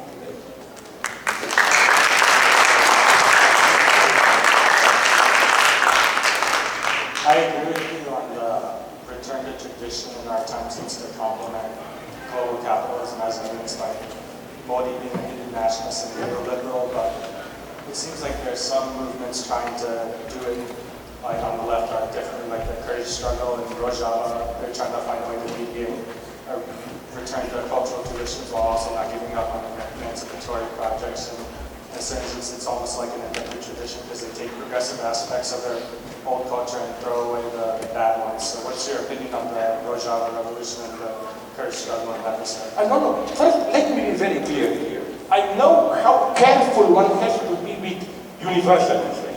If you simply oppose universalism to local traditions, then you tend to forget how every concrete universalism is, as a rule, colored by a certain local tradition. Which is why I'm not saying to blacks, forget about your roots, endorse, assume our universalism. My model here is, I mean it with a little bit of irony, but not really. What the independent Haiti did in 1804, when they endorsed their constitution, they wanted to be, on the one hand, they wanted to be a black state, but at the same time, they wanted to be open to all who helped them, even if they were white. Like, you know, the Polish Napoleon soldiers were crucial, they changed. So, you know what paragraph you find literally, I will quote it almost literally, in Haiti constitution, that Haiti is a black republic. All citizens of Haiti, independently of the color of their skin, are black. I find this totally, okay, it's a trick, but it's a totally correct problem. The problem is that if you don't add this, then your universalism will remain. And it's the same with Kurds. I have connections with them. Incidentally, my trip was already planned to go. What town do they have in northern Syria? In northern Syria, not in Iraq, because I know everything about their politics, more or less. The Iraqi Kurds are more CIA-oriented, American. While the three enclaves they have, the Kurds in northern Syria, are much more progressive, and they already have a small university there. They teach classes and so on, but because of this last round of Turkish terror, I had to cancel it. So I would say, again, I'm not saying they should erase, but the way they refer to their tradition is, and you put it nice, it's precisely they reinterpret through modernity. Everybody knows this in Turkey. Kurds are not some primitive, superstitious minority. They are, you know how nicely secular are. This was my experience. Go to a Kurdish restaurant in Istanbul and do something superstitious, like ask for a coffee to read your destiny. They will throw you out. I witnessed it. They say, no, sorry, this is for you Muslims. We are not superstitious. They are the most, they are not the primitive, they are the most secular, the most progressive ethnic group there. Which is why, and again, it's so sad what is happening to them, and people are telling me, but they manipulate one conflict against the other. Fuck you, what should get done? Of course they are doing this. They have to survive. It's very interesting to follow their leader, Öcalan, who is now in prison. But you know that in prison he started to read Foucault, Agamben, and he took a strong turn towards feminism, so that now it's wonderful.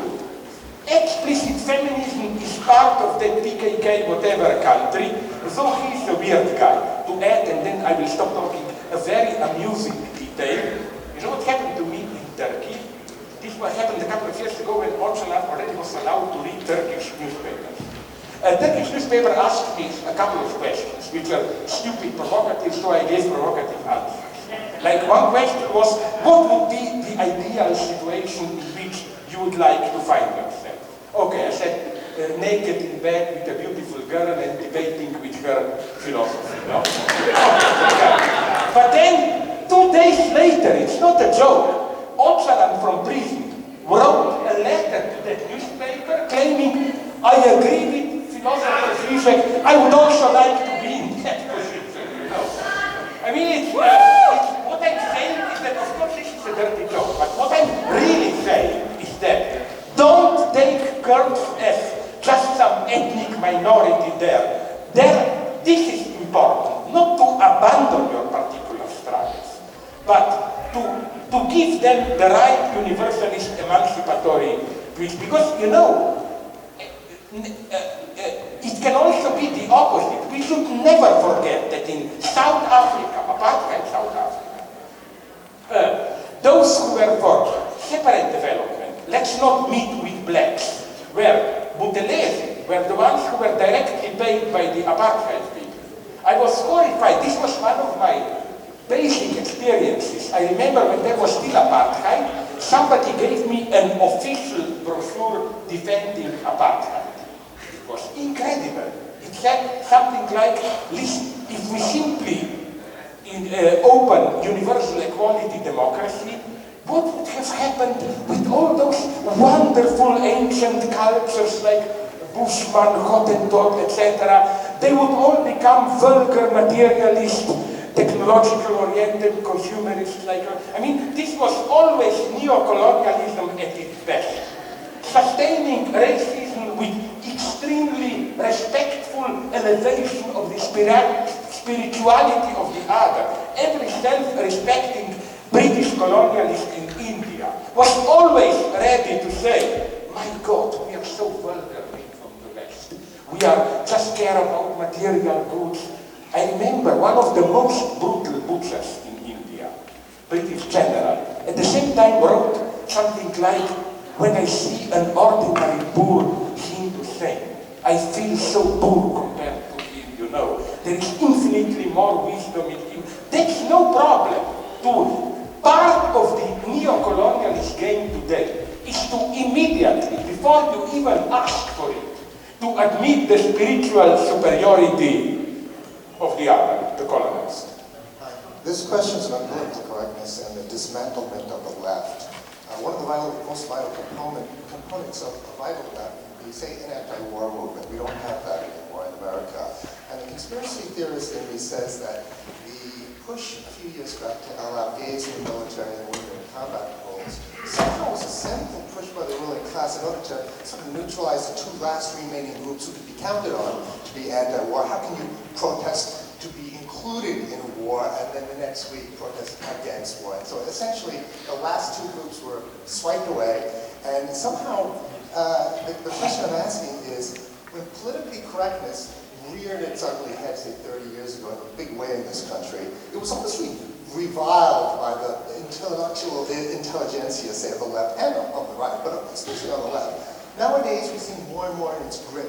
Can this be used by the ruling power structures essentially to use like tools of like equality or non-judgmentalism to completely disempower the left, actually? This is, I know, very hot topic. I may say something wrong and so on, but you know, first let me make some things clear. When I criticize political correctness and multiculturalism, of course, I am for multiculturalism in the sense of tolerance, coexistence of different cultures. Of course, I am for political correctness in the sense of not humiliating others verbally and so on and so on. But I think there is also another dimension here. What interests me is how, even when political correctness is apparently progressive, how you can see the ideological twist in it. For example, one observation that I always like to make is how almost, I've written about about this a lot. Almost automatically today, the topic of racism or ethnic hatred is interpreted as, translated into the topic of tolerance. And I oppose this. Make a simple test. Go to Google down all the speeches of texts of Martin Luther King. You will look in vain. Almost he never mentions tolerance. His demand would never have been that blacks, whites should tolerate us more, black or white. For him, the problem is not tolerance. Because by formulating it as a matter of tolerance, you first, in a subtle way, culturalize it. You know, all of a sudden, the problem is not economic exploitation, political rights. The problem is, why don't we tolerate blacks? Is it that we project our traumas on them, so like look deep into yourself and so on? It all becomes this kind of very fishy cultural problem. That's my first. The second problem, even more, for example, I always had a problem Why don't with... you come up here? Sorry? I always had a problem with harassment. Of course I'm against harassment, we are dealing with real harassment. But did you notice how often harassment even had this clear class edge against so-called lower classes? I claim that the way, at least in academic circles, fear of harassment works is, let's not allow those who are vulgar and dirty to come too close to us. And I am ready to problematize, although I don't smoke, I hate smoking companies, but I claim it's even something wrong with this obsession of the danger of smoking. I am opposed to smoking, I don't smoke, but this absolute fear, my God, what they're doing, just smoking and so on and so on. There is something suspicious in the sense of harassment almost is for me, fear of harassment is a form of intolerance. It really means neighbors should stay at the proper distance. You know what is de facto harassment today? Spike Lee in one of his movies makes fun of this how typical white men today, they are of course anti-racism, but then they say, but nonetheless, why do the blacks have to shout so loudly? Why do they play that stupid music all the time? That's where they feel harassed and so on. We are again at the level of everyday racism. Today, every self-respectful liberal is of course against racism. But nonetheless, the others should stay at the proper distance. And I go here so far. Now another reason for you to hate me. I even claim that, don't laugh or shout, that racist jokes can play here a moderately progressive role. Because, listen, let's say I'm from one race, you are from another country, whatever. How do we really communicate with each other? We can play these multicultural games. Oh my God, what interesting food you have, what wonderful songs, that's bullshit. Real communication enters when you tell me a dirty joke, when we exchange obscenities. And I can give you a wonderful example from my own country. I always repeat it. In Yugoslavia X, there was no racism, and this pact was in a wonderful way enacted through racist jokes, the way they function. There were not jokes against the other, but when I met a Serb, a Montenegro, a Bosnian friend, each of our nations was identified with a certain racist cliché. We Slovenes were misers, Montenegros were lazy, Bosnians are sex obsessed, and so on and so on. And the point was not this stupid game of, oh, we are not that cliché, we are much more rich personality. The point was to gladly, ironically assume this identity and make fun of it. So it was a kind of a wonderful competition, like I told a joke against Slovenes. Through this exchange of obscenities, a wonderful solidarity established itself. And I have even approved that these jokes played a wonderful role. The moment in the early 80s that real racist hatred emerged in ex-Yugoslavia, these jokes disappeared instantly. Don't underestimate because life is easy. No, sometimes obscene humor is the only way to survive a really terrifying situation. For example, you remember the city of Srebrenica, where there was a big slaughter, practically all of them were killed. Now I have a Bosnian linguist, a friend, who is doing social linguistics, research there, and he told me something wonderful, that among the survivors of Srebrenica, jokes are now exploding about their own predicament. Extremely dirty jokes, like, maybe you know it, I'm sorry for repeating myself, a Bosnian guy who immigrated to Germany returns to Srebrenica and wants to buy a parcel to build a house there, no? And he asks, what's the price down there for space, parcel, how you call it, to build a house? You just should know something. In old Yugoslavia and before, when you buy meat, when you bought meat, usually the butcher asked you, with or without bones.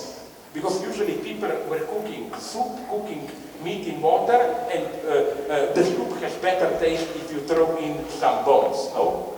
That's the joke. Okay, so the joke is this one. This guy asked, okay, what's the price of piece of land? And the answer is, well, because you know, Srebrenica is full of buried people. Bones. Do you want it with or without bones? So, this is not making fun. The point is that it's still, for them, so traumatic that that's the only way to deal with it. It's too comfortable to say, oh, they suffer, we are all from Srebrenica, and so on. No, they have to live with it, and sometimes, through obscene jokes, is the only way to do it. Sorry, I talked too much. Hi, Professor Zizek. My name is Shahid Kamred, and I'm a Secretary General in Pakistan USA Freedom Forum. And you see that we are open to listen to anybody, even the character like you, like a Saturday Night Live professor. It's wonderful. What do you mean by Saturday Night Live? The way I speak popularly or what? Fun, yeah. No, but nonetheless, can I just, and then you can finish your question, remind you of something which people always forget. This I do out of some kind of a civic duty. But what I really do is write books of over 1,000 pages on Hegel. My heart is there. I think we need more than ever that. And that those books, I can guarantee you, are not for Saturday night. Okay, please. Sir, how do you think about, when you have experience, there's the condition of the philosopher and the teacher in Western countries like America and Europe, do they doing the right job? Just like the philosopher, writer, they go against the fascism physically.